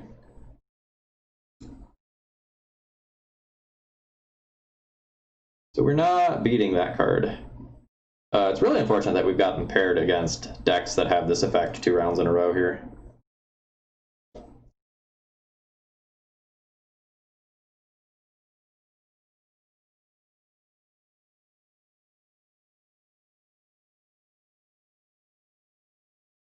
I think I like how we boarded. Probably the only other thing I can do is like board in a Manifold Key to try to become slightly faster. But that's awkward with the whole Chalice plan.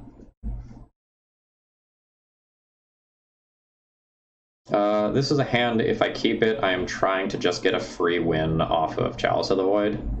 But that's less likely against like bug variants of the deck that can answer the Chalice. So I think I'm going to mulligan this one.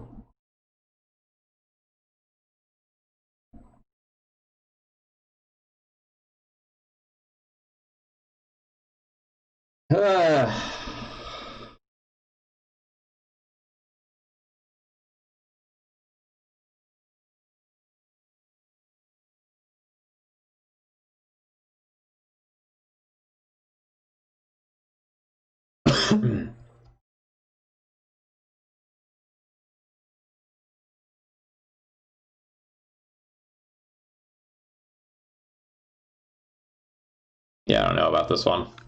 I think I lose to too many things. I think a counterspell beats us, and I also think a wasteland beats us.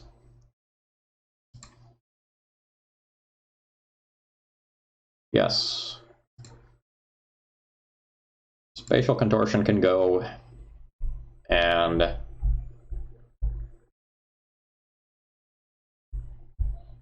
All right, quick math check. All right, so Grim Monolith gets us to 3, down to 2 to Voltaic Key, up to, yeah, so I can still play a turn 1 4-drop while getting rid of Lotus Petal.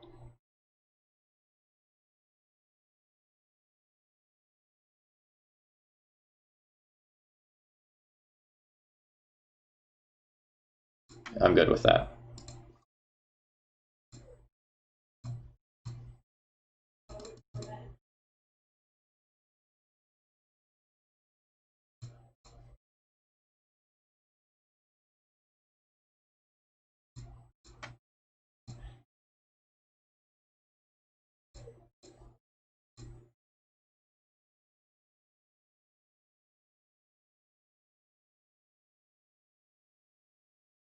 Really interesting that they forced the Grim Monolith in previous games and then did not force it this time around.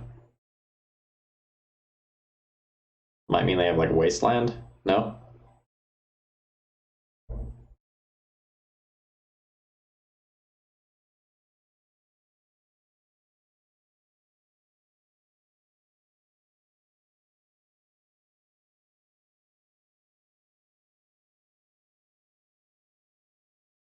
So we can gamble this entire game based on whether or not Delver flips.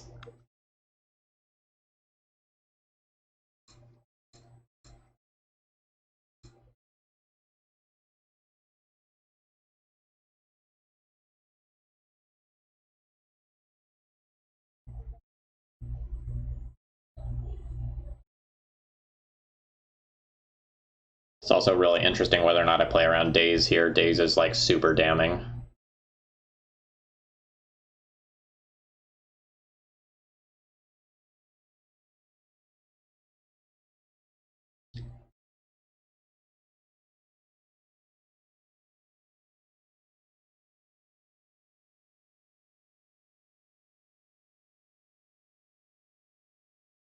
I feel like I have to play around it.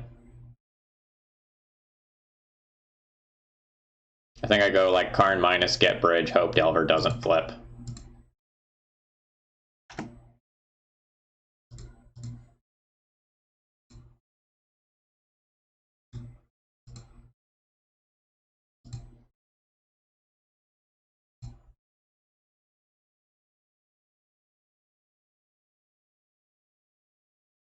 Now my opponent like 100% brainstorms if they have one.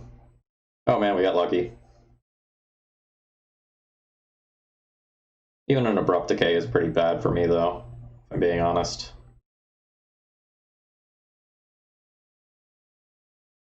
Alright, just had it. That's really frustrating. That's really frustrating.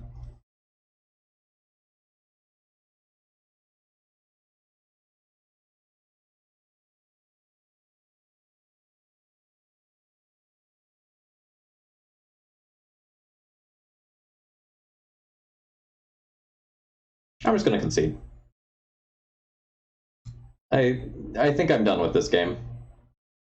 Like I can try to fight this one out, but I don't really think it's worth it.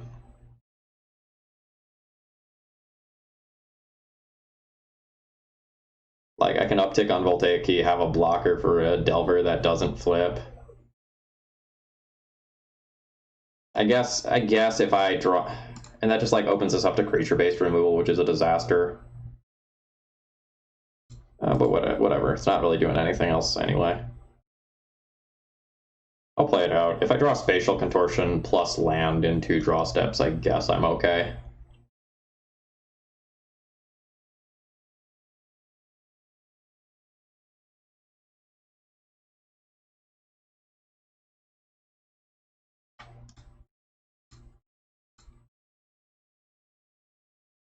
I don't beat that.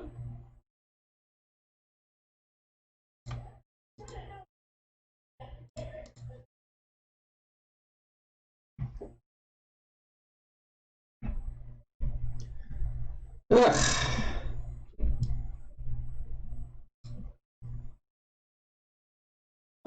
So deck feels kind of powerful, but like we just can't beat Stony Silence effects. And that's true of most of the decks of this general nature. The Zerta deck that, like, this is very conceptually similar to, like, also just like Stone Cold folds to that deck and basically has no answers to it. This is the same sort of thing where, like, if you play this in a time where those cards are popular, like, you just can't win. Like, I feel like against a lot of average legacy decks, what we're doing is totally fine and reasonable. But we've lost, you know, essentially 4 games in a row to Stony Silence or Null Rod. And there's nothing I can do about that. Like, the deck is not built to fight those.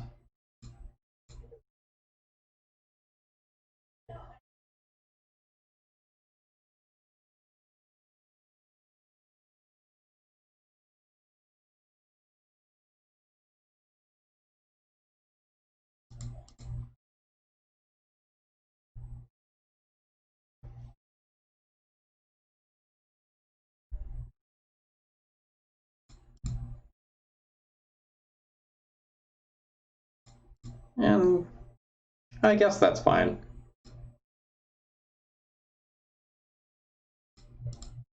I don't know that you need Blast Zone. I think this is the sort of deck where you just accept there are things that beat you, and you just have to be fine with that.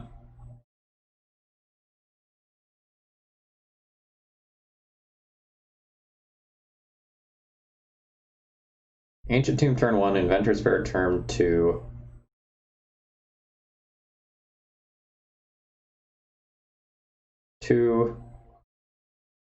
Alright, so I have, on turn 2, discounting the Inventor's Fair, I have the ability to tutor plus have 3 mana. 3 mana is not 5 mana. I'm gonna go ahead and mulligan this one. Like, this is, like, surprisingly close-ish to being acceptable against a non-counterspell deck.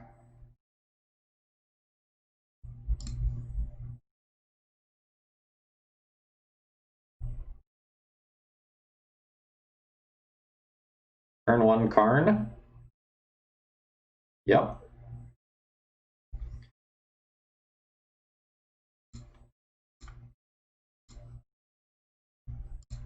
Alright, does opponent have any results? Ramoth. No results.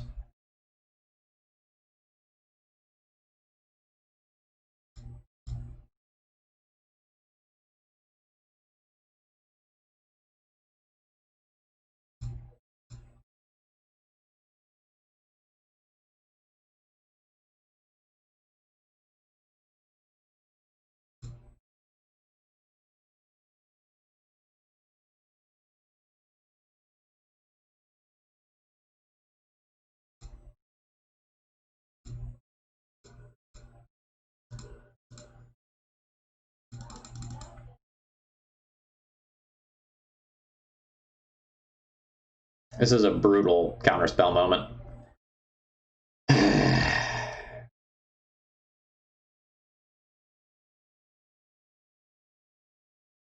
Alright, please just show and tell early so I can be dead.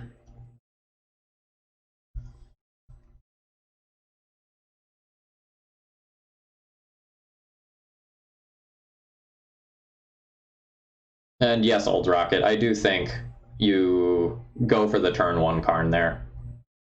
Like, you get to put Liquid Metal Coating into play on turn 1 if you want, and that's very powerful. Like, it essentially means that your opponent can never really play cards.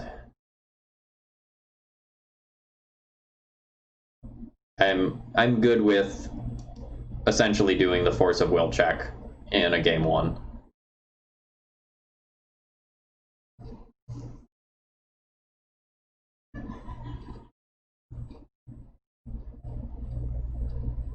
We'll be able to play the matchup much better in the future 2 games. I'm not even going to cast that yet.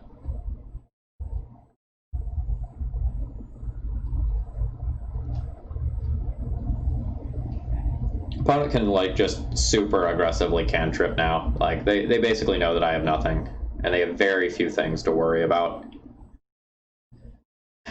Essentially, an ensnaring bridge is the big thing that beats them.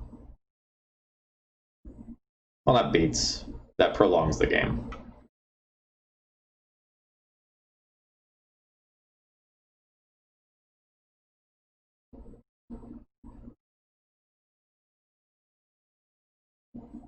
I mean, I legitimately think we have gotten very unlucky this league on a number of different levels. I think the average deck with, or sorry, the average league with this deck would go much better than this one. Like, by a lot. I felt very good about this deck list going in, and like, we're on track to just 05.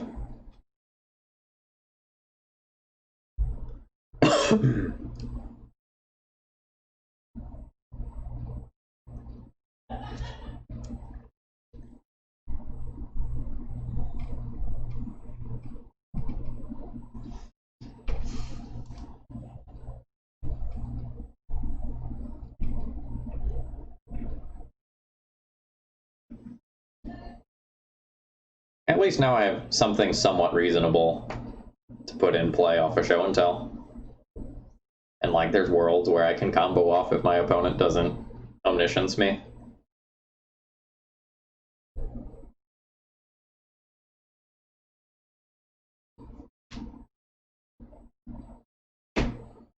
Alright, Cunning Witch for intuition means they get whatever piece they're missing, and then they go off.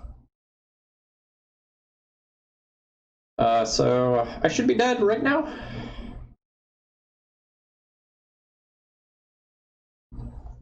Intuition for missing piece into kill. No? Cool, give me more time. I'm all about more time.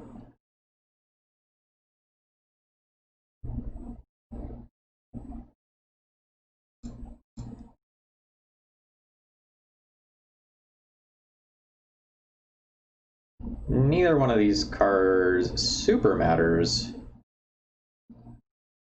at this stage. Because I expect my opponent just goes Intuition, into Show and Tell, Omniscience, Emrakul, kill, or something of that ilk. Chalice stops future cantrips. Defense Grid means that if they need to cast 2 big spells on their turn for some reason, I can maybe Mystic Forge combo off. But like, both of these are kind of whatever. I'm going to go with Defense Grid. But again, I don't think the Defense Grid matters. I think I just die. They like cast their Intuition in response, and then they're just good with Defense Grid resolving, I think. Oh, wow, no. Okay.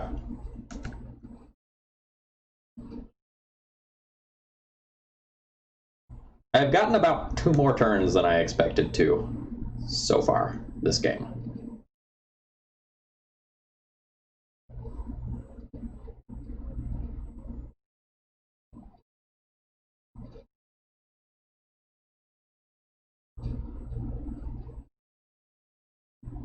How am I alive? Oh.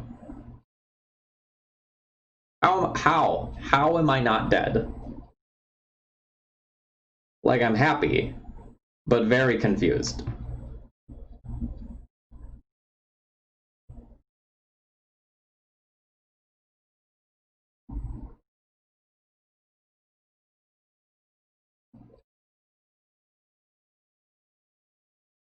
So your hand just like has to be counter spells. You can play this Lotus Petal to turn on the Opal to make it easier to play around things like Spell Pierce. I think they're so likely to have a Force of Will that I just need to cast this, and then they'll, like, I guess hard cast a Force of Will or something. I don't know. They maybe just, like, let that resolve too. Yeah. Alright.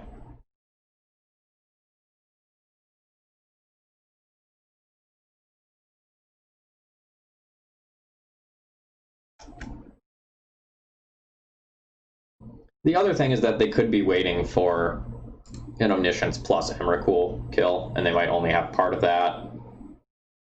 Or, like, they're waiting until they can, like, Cunning Wish kill instead to beat Bridge. There's plenty of worlds where I win if they don't Omniscience. But it's hard for me to come up with a world where they cast Omniscience and then another meaningful card and I do win. Am I seriously getting another turn? Are we for real?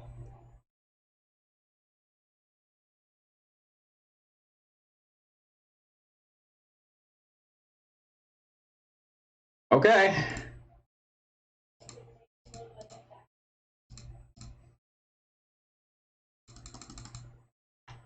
I don't need to worry about like Spell Pierce or Daze because of the LED.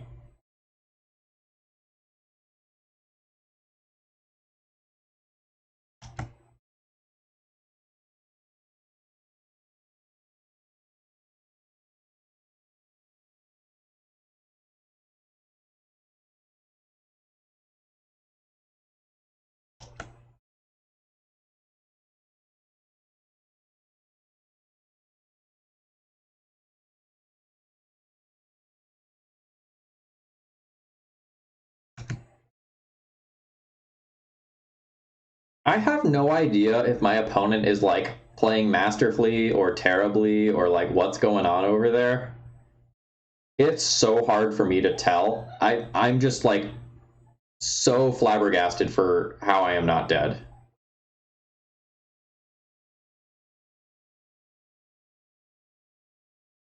Two, four, five. I am so close to doing this for x equals 3.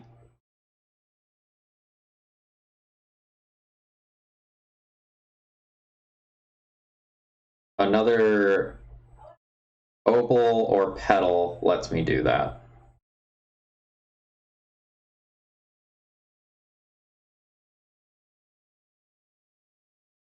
I don't think I get there via Ballista Racing. So like I have the line of play Ballista for x equals 2, sacrifice LED, pump it, have a Ballista for x equals 3, and try to like bash in and kill with that.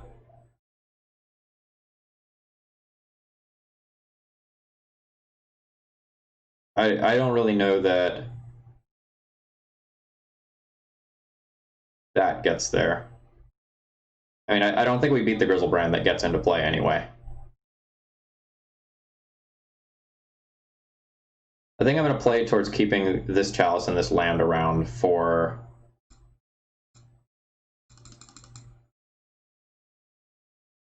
Ugh, this is so bad. For the potential to shut down Show and Tell.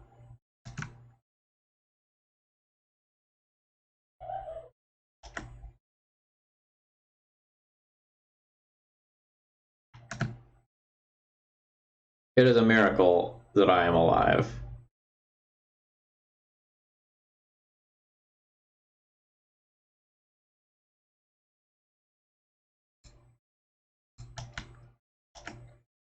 I guess my opponent just has a handful of 1-drops.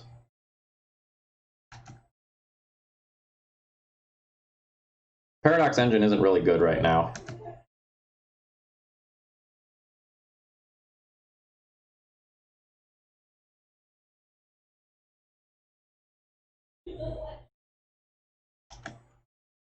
Maybe 1-drops and lands. Maybe I could have, like... okay.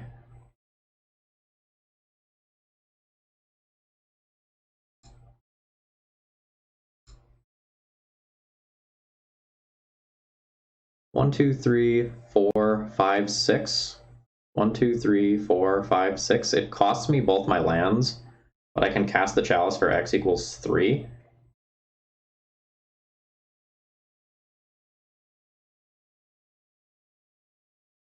I'm good with that.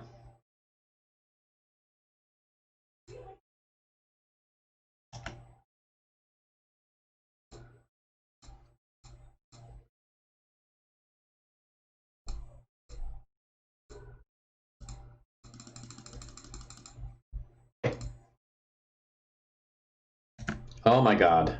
Oh my god. How did this happen? How did we win?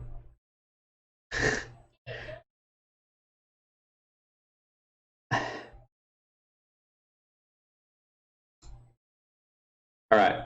So, you know when everything did not break our way in the last 2 rounds? We cashed in that karma for that W right there. I just wow. Just wow. Okay. Bridge is great.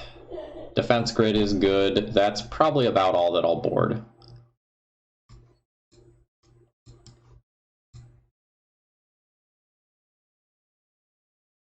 I may board a manifold key just to try to go faster. Like, the walking ballista isn't going to do anything. I think that's an easy cut.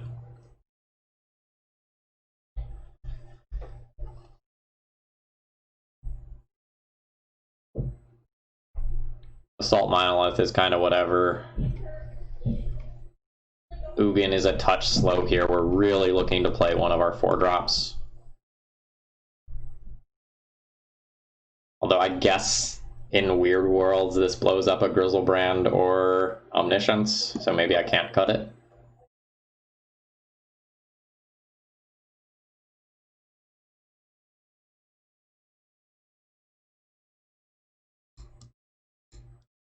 Let's go Assault Monoliths out, and then, like, trim 1 mana source.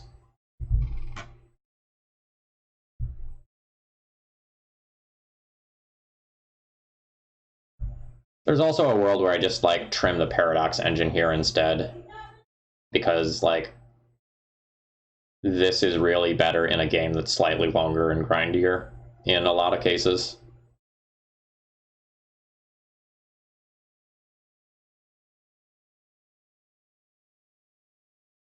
Yeah, Elds Rocket, I agree with that.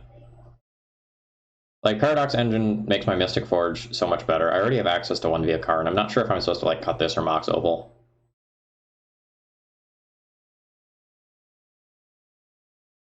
It feels to me like Paradox Engine just has, like, a tiny bit too much setup time.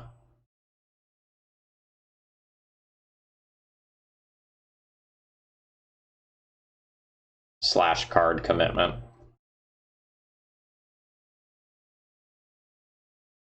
Turn 1 Defense Grid, turn 2 Karn. And also turn 1 YOLO Karn if I draw another artifact. Or no, I guess I already can turn 1 YOLO Karn.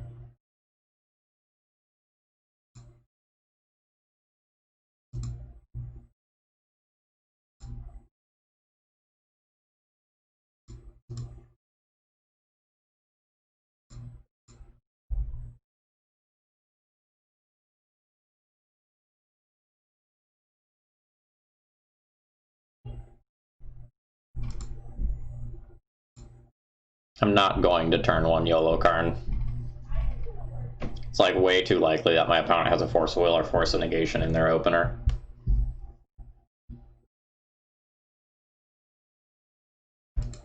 Yeah.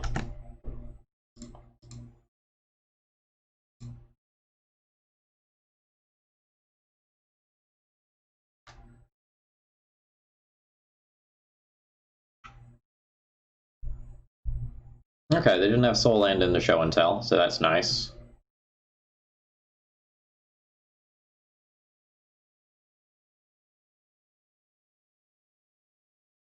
Wow, I can grid into Karn here.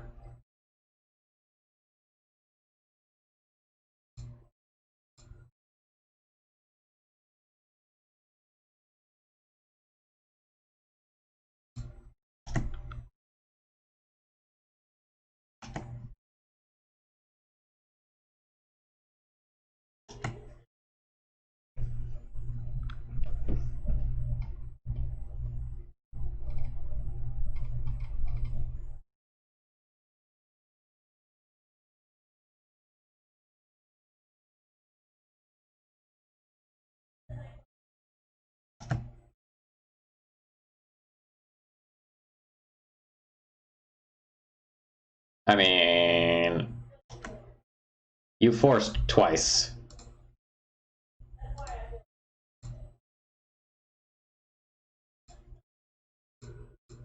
Force me once, shame on you. Force me twice, shame on me. Force me 3 times, I'm just mad. Okay. Karn has resolved. I have LED in play. I can minus Karn, get liquid metal coating here, and essentially port my opponent this turn and then start blowing up their lands for future turns. That's probably pretty good. I would lose to, like, Soul Land creature top deck, or like a combination of Soul Land creature plus Show and Tell.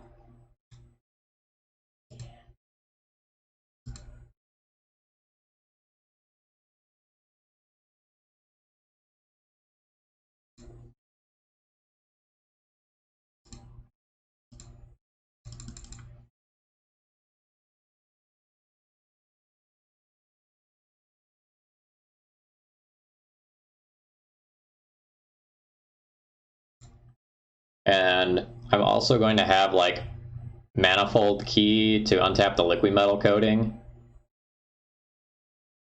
That seems pretty gross.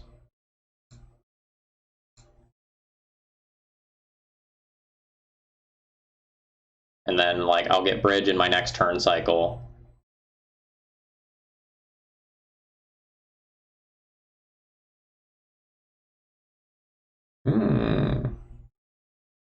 Well, that makes the liquid metal play.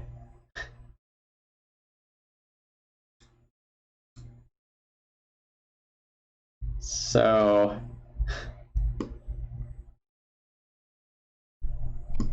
that's super annoying.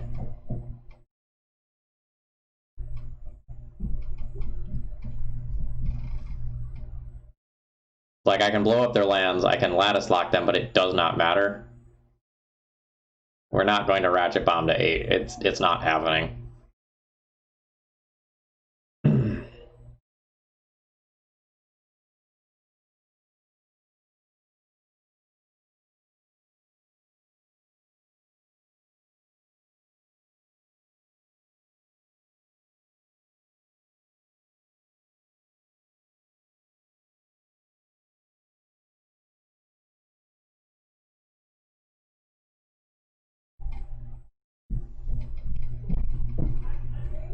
So I can get Paradox Engine and try to set up towards, like, a real combo. Otherwise, I can just get, like, Walking Ballista and try to kill my opponent before they top deck something that matters.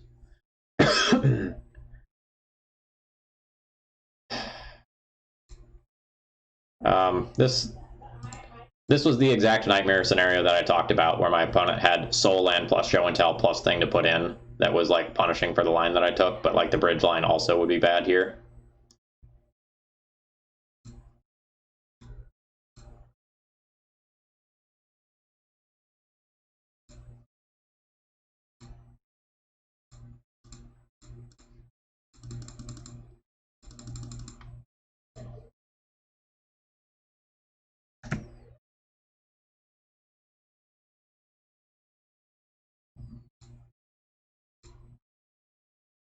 You're an artifact. Out of spite. It doesn't matter.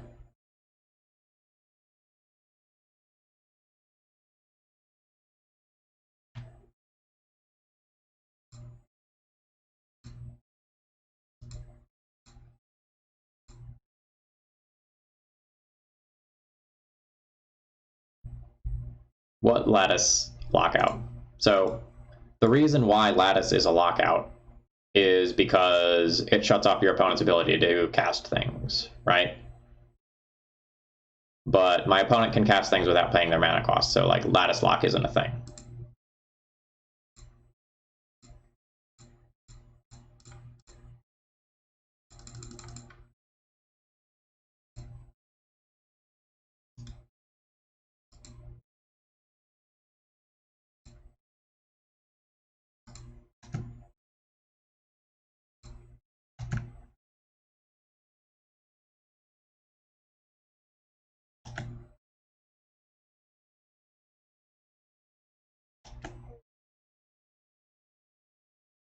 Yeah, the lattice lock is absolutely worthless at this point.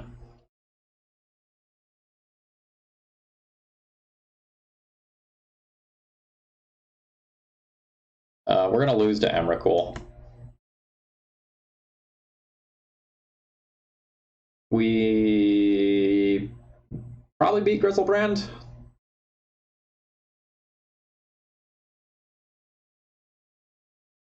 It depends on what they would draw off the Grizzlebrand. All right. That was a roller coaster of emotion there. Very much went back and forth between thinking I was dead to winning a handful of times in that matchup there. All right, I'm going to take just a minute to run to the restroom. I will be right back, and then we'll go into the last round here.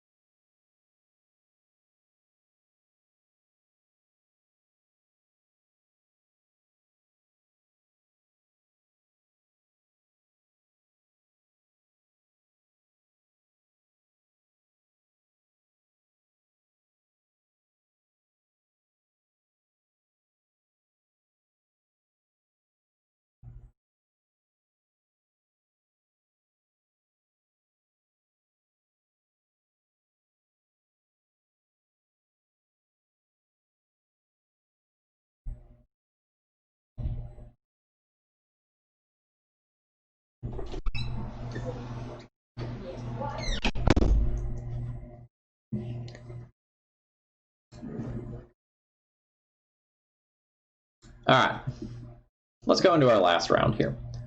For anyone who tuned in at some point during the stream but wasn't here for the intro, hello, my name's Phil Gallagher. I run Thraben University, and today we are playing with a deck that's sort of like Mud. I've been referring to it as Turbo Forge. Kind of on the wrong side of variance tonight in a lot of ways. We are playing the deck with 44 artifacts, and we've gotten paired against the decks with no rod effects twice. But that's okay. Feel good about the deck as a whole. And it's, I think, important to think about whether or not, to think about why you're losing. So, out of 100 Legacy games, how many games would you expect to play against Stony Silence? And I think the answer would be 1. How many games would you expect to play against Collector Oof? I don't know, 20? A decent number, but not a crazy number. And when you see it, it'll often be a one of, as a Green Sun target or something like that. So I think we're a touch unlucky to run into that sort of effect multiple times in a league, but c'est la vie, so it goes. Let's see if we can win this last round here. Get some play points for our trouble. Turn 1 defense grid, turn 2 Karn, potentially Chalice instead, depending on what all's going on.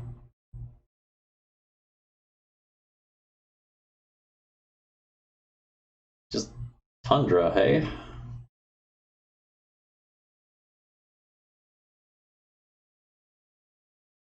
We'll definitely play defense grid here. We're going to have a very good turn 2.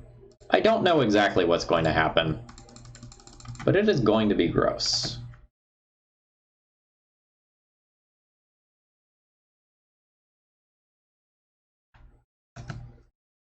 All right, Force Pitch Snapcaster Mage. We might be playing against something like Miracles.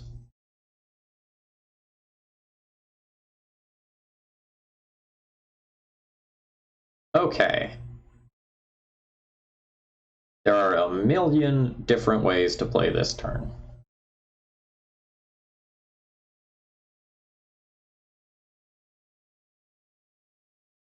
Rubberjack, thank you very much for your continued support. I think you're about up to a year at this point.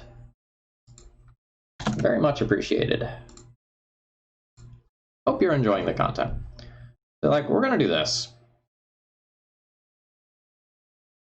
And then the question is, like, what is my order of operations in terms of sequencing? I think a Basalt Monolith would resolve.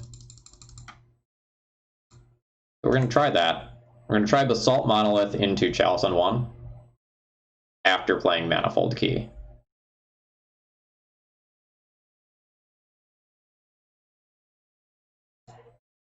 Three, untap this. 5 mana is a super awkward amount of mana because it's like just short of doing Karn and Chalice in the same turn cycle. I don't think I want to play Karn directly into actual factual counterspell here. We're going to slow this down a bit.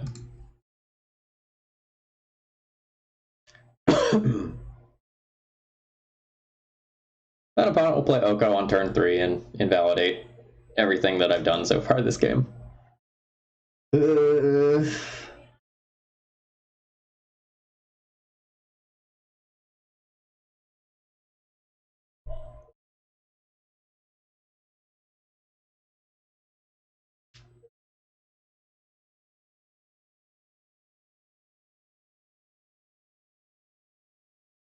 I miss the gameplay of the Companion era with Lurrus. I'm not gonna lie to you. I thought the games were much more interesting than they are now.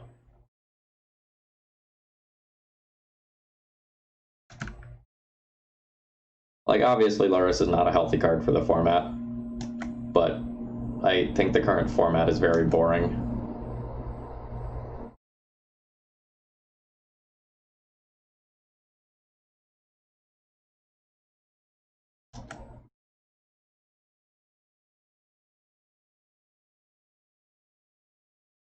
Okay, it was just Uro. That's okay.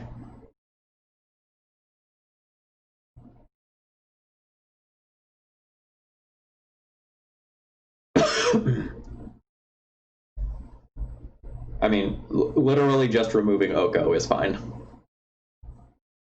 I'm good with Veil of Summer. I don't think that card's overpowered.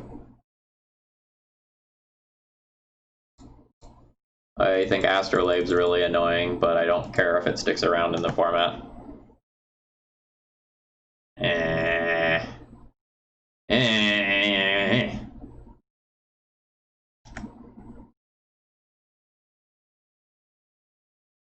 How much can I play at Chalice for? Can I Chalice for 3? I'm straight up going to Chalice on 3 if I can, I think.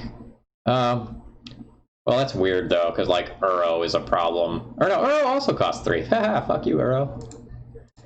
Alright, 3, untap you. I need 6 mana to Chalice on 3. I can do that by playing a City of Traders. Yeah. Yeah, that's fine.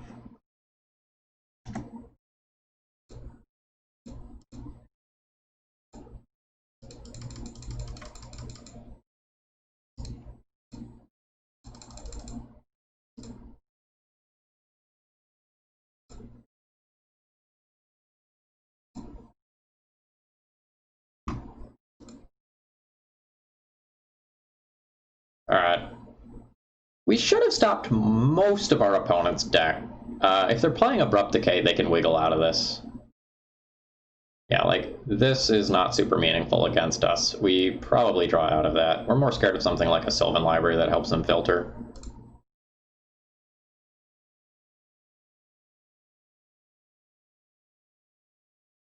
Alright, now we just need to draw a piece of business or an ensnaring bridge. We have 4 Karns, 4 Mystic Forge, a Walking Ballista, 1 ensnaring bridge, not Crystal Vein. I don't think I played Crystal Vein yet. Plenty of issues run Oko without Astrolabe. For example, Rug Delver.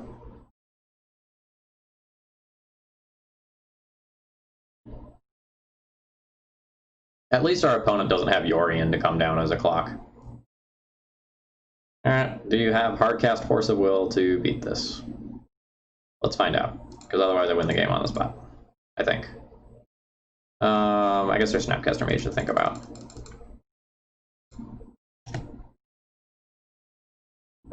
Ooh, it resolved. Alright, what am I doing? Also, I should have played LEDs first.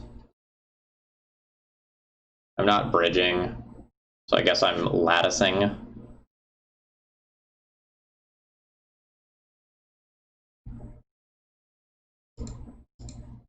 Don't Assassin's Trophy me as a punish, please.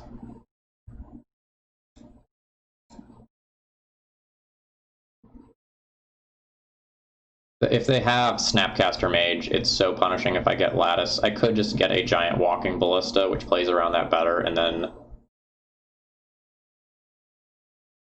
Lattice next turn.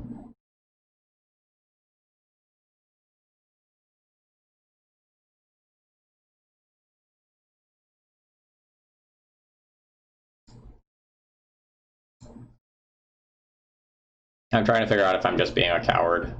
But, like, I'm so likely to lose the game if they have a Snapcaster Mage.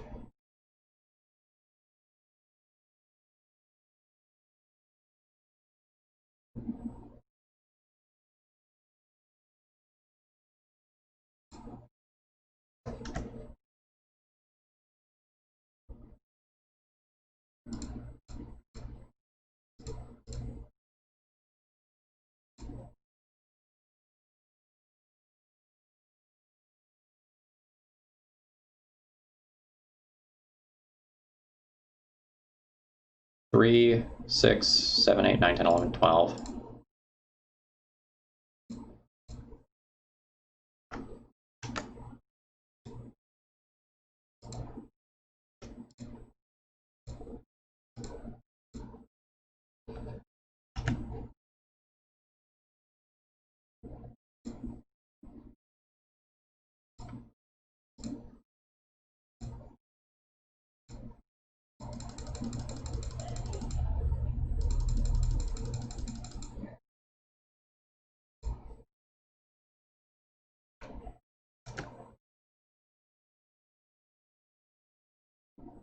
Now they have to decay the Chalice on 3.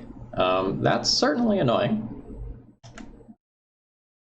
but acceptable.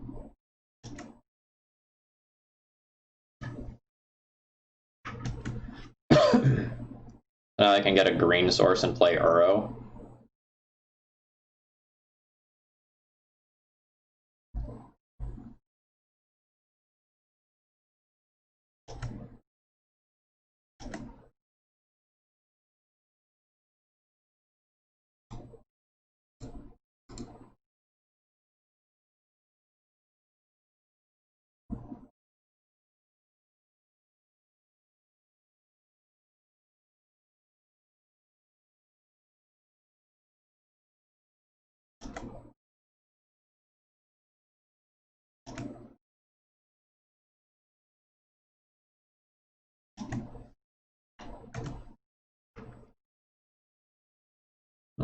Alright, not the best draw at this exact point in time, but that's fine. So I can put a counter on Walking Ballista and then do this thing. I think I also just win via... No, I don't win via Lattice yet. I would need to, like, jump block with Walking Ballista.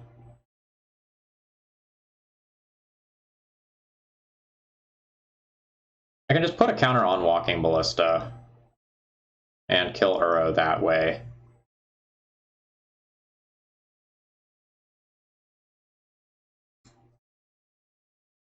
I can also hide behind Bridge, but the Bridge is so awkward if they get an Abrupt Decay.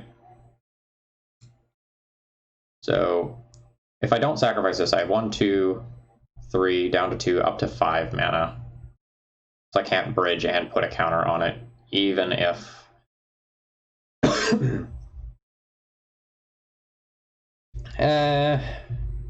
Maybe I'm supposed to Bridge, give them a 1-turn window to, like, answer Ballista or Karn or Bridge, and spot's, like, surprisingly difficult. I think Bridge is probably okay.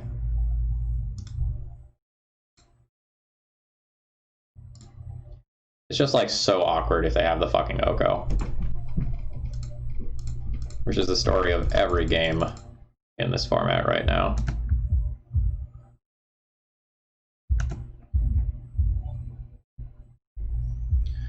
Thanks, Jerry. I don't know if you've seen webcam prices recently, but it is very rough during the pandemic. I paid about... I'll do it. God damn it.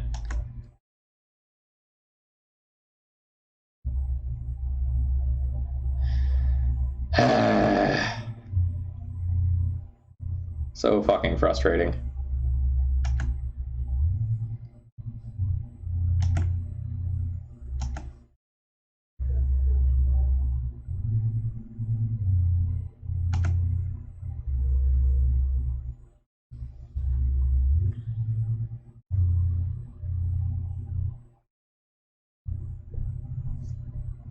So now I can block with Ballista and kill Oko and leave the Uro problem. Or...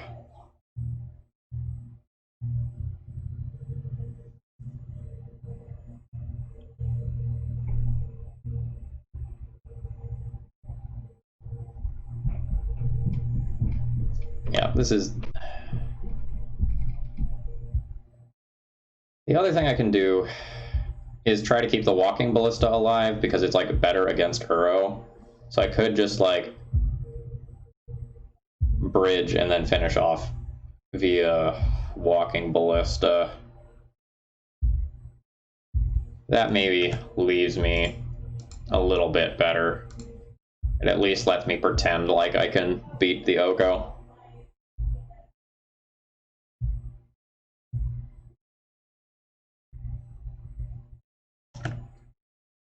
Like there's lines involving Karn animating things that end up bailing me out.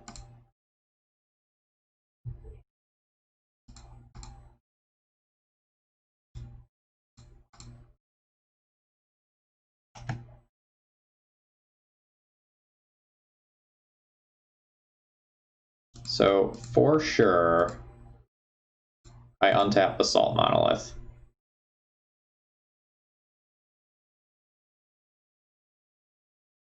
And now I think I cast a Ballista for X equals 1.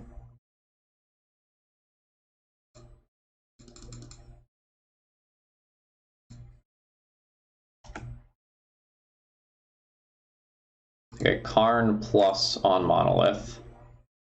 And I try to kill Oko. By playing the extra Ballista on 1, I play around something like an Ice Fang Coatl coming in. Oh my god. Oh my god. We're not dead.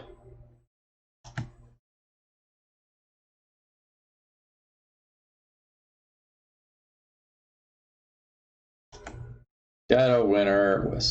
Wipe your board, idiot. Don't actually have it. God damn it.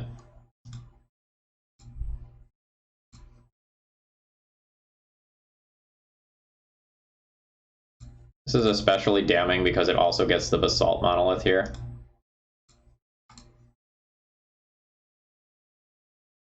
And like the Uro is in the graveyard to come back.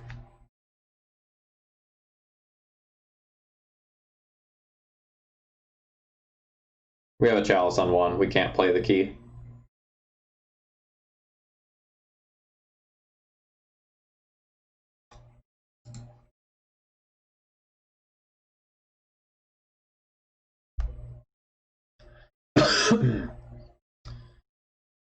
So we do have Ensnaring Bridge in the sideboard.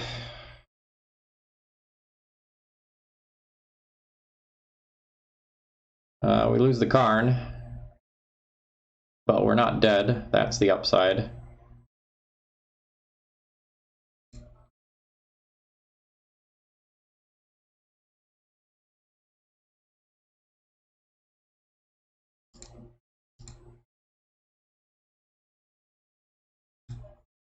I think I have to stop this from attacking rather than like trying to play around like some Manifold Key untapping line.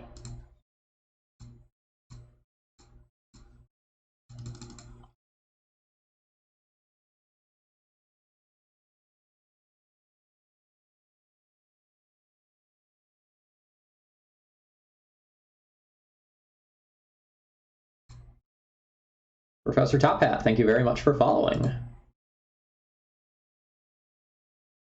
Hope you're enjoying this game more than I am. Ah, great.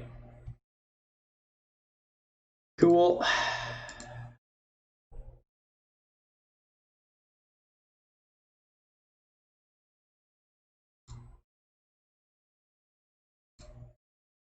As well as Brady Bullard, thank you very much for following.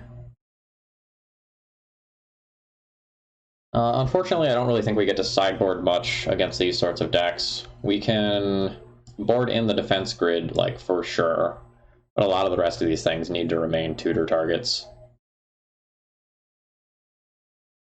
I may board in a Ballista as well.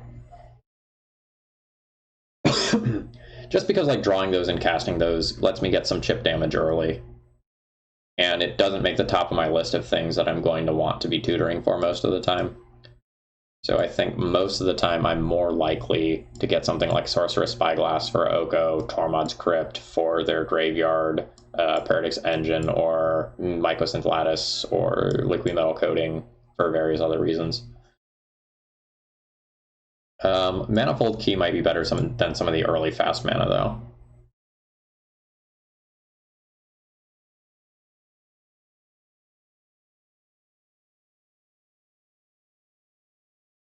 Yeah, Professor Top Hat, I think this deck is fun. You know, I'm obviously a little bit down on this league. It's been a bit of a beating to the morale, but that's okay. Yes.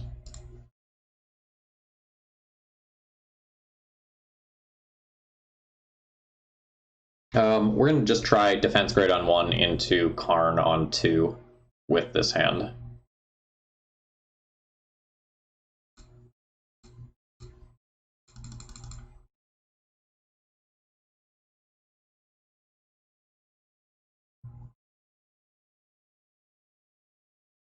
You had to name a deck for someone for you to play.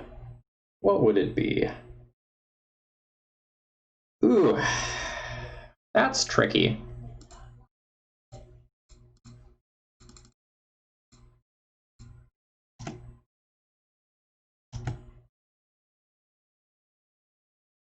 I don't know. I would love to play something that just like absolutely craps on Oko decks. Yeah.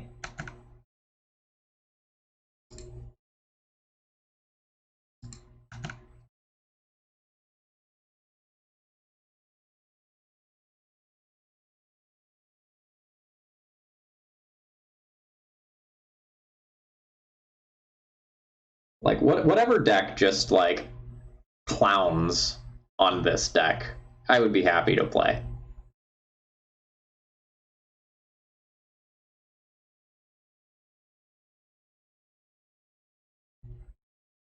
Is this the sad state where we just like play City of Traders, cast a Walking Ballista for X equals 3, and start trying to peck my opponent to death with it, and then the next turn I Inventor's Fair for a Mystic Forge? Or alternatively, I can play Inventor's Fair this turn and get Mystic Forge to cast next turn.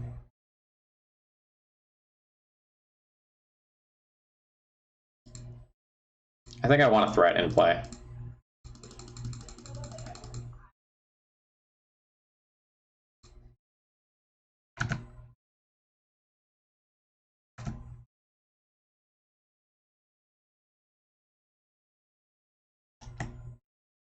I don't even know if Post beats Snoko anymore. Like, that's historic knowledge that, like, was definitely true. I don't know that it still is true.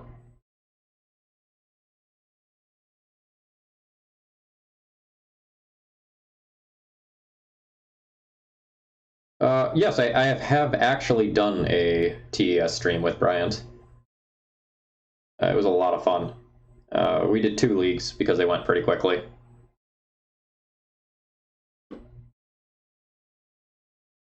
Oh, I do need 3 more artifacts to activate that. That part's never come up. I've always had 3 artifacts.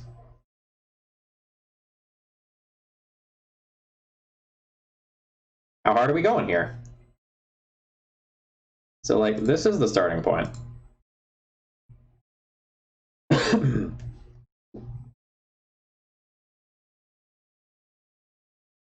I can put 2 counters on this ballista. I can do it.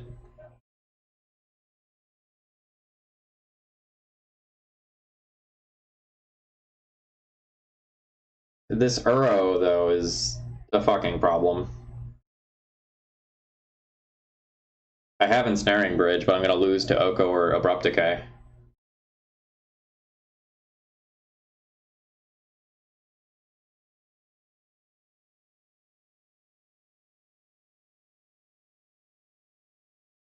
So if I put 2 counters on Bridge, I go down to 6 life. I lose my City of Traders, my Grim Monolith is tapped. I go down to 4 life in order to cast the Ensnaring Bridge. And I hope that I can hide behind it and do stuff.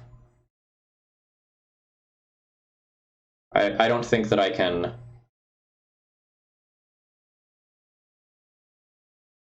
I don't think that I can go all in on the Ballista and win.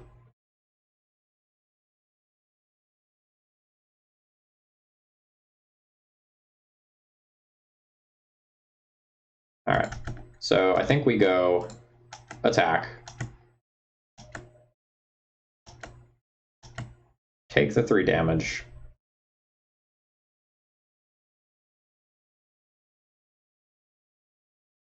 Play Ensnaring Bridge, which will be our 3rd artifact. It has resolved. Now, I can play an Inventor's Fair, lose my City of Traders, sacrifice Inventor's Fair, get a Mystic Forge. And then I have a big Haymaker that, like, maybe gets me into this game and allows me to not have to... I'm really glad they just didn't, like, play Uro and then, like, play towards Abrupt Decay your stuff and dead you.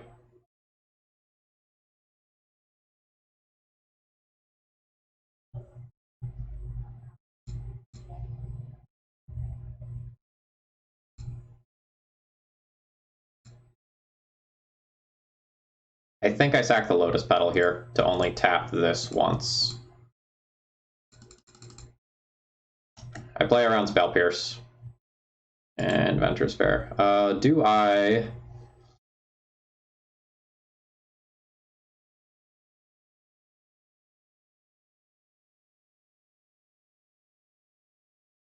Do I pay a life to get that off the top? Yes, I think I do.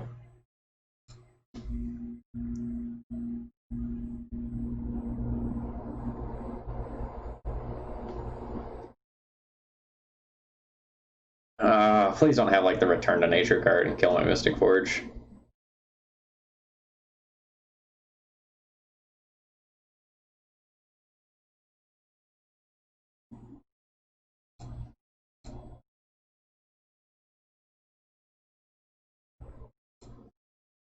Yeah, Loverboy, I actually did play that deck, maybe a previous iteration of it, but it was a lot of fun. Reality Acid was really silly.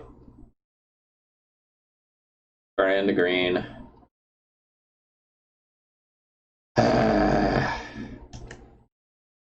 Cool.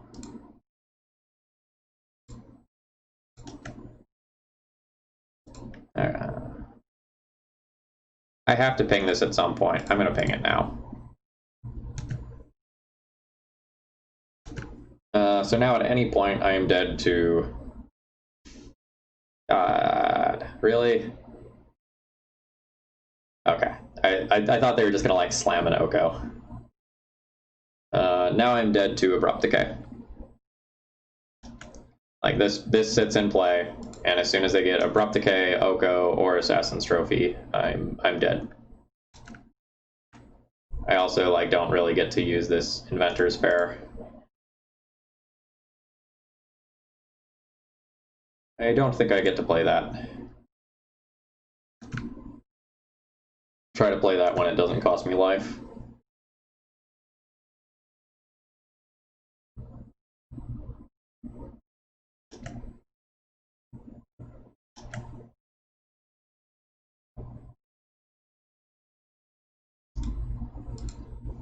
All right. I'm not technically dead. I can block, but the damage is done here. We're out.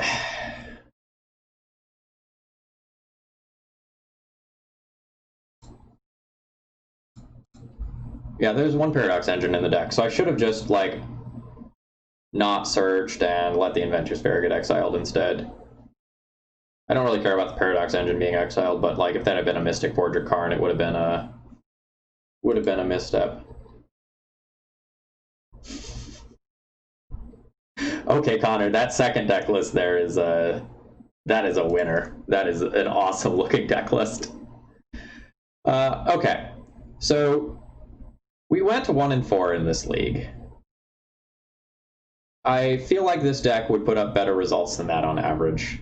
That was a very frustrating league in terms of pairing. I've said that a couple of times already, but we were definitely doing powerful things.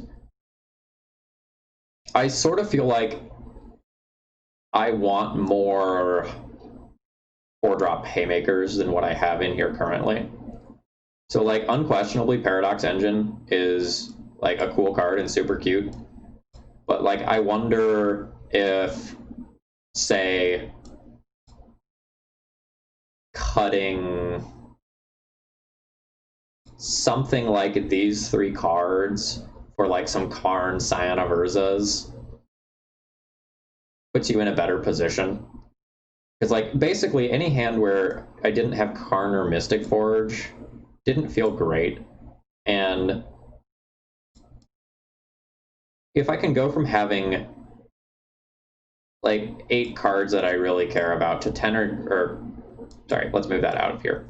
If I can go from having 8 cards that, like, are really central to my wins to having 12 cards that are really central to my wins, I think that ends up being better. Yeah, so I would probably try cutting these 4 cards for 4 Karn Scion of Urza and seeing how that feels. I think having a higher density of threats is probably pretty important. Like, all of these cards definitely did things throughout the leagues, but, like, I didn't necessarily feel like Ugin was crazy. I get that it's very good when you already have Mystic Forge, but a lot of times if you already have Mystic Forge, like, you're already doing pretty stupid stuff. So that would be my starting point. You still have access to Paradox Engine via the Karn Wishboard, and that probably is good enough. So, evaluating the sideboard,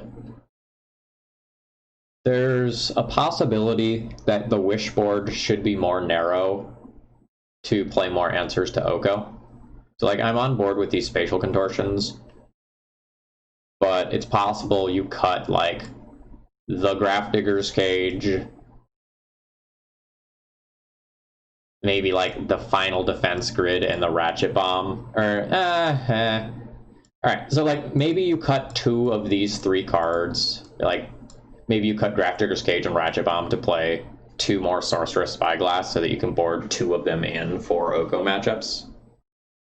I could see something like that being reasonable. It's also possible that you don't need the Manifold Key to wish for in the sideboard, and, like, having access to 5 of those in the main deck is enough. A lot of times, by the time that I make it to the mid game and I have Karn, in the matches where I don't turbo it out, like, I already have a Chalice on 1, so, like, this isn't doing a lot of work.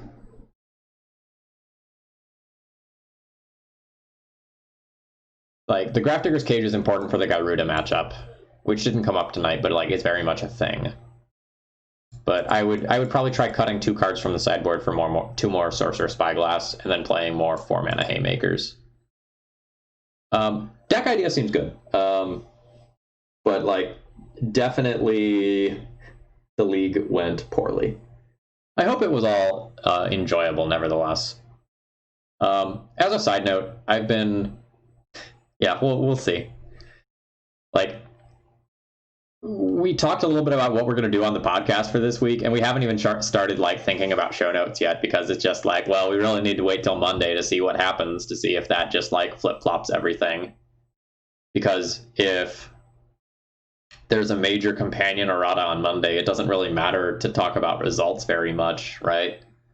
Like, it's just like dead format discussion again. So like, we haven't even started putting together show notes. We have some things that we maybe want to talk about, but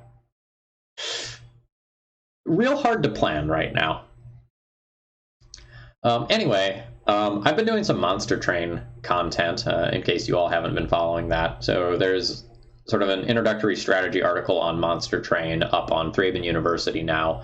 And beginning on Monday, there's going to be a daily Monster Train video uploaded to YouTube. I'm really enjoying the game, and I've been recording a bunch of my runs.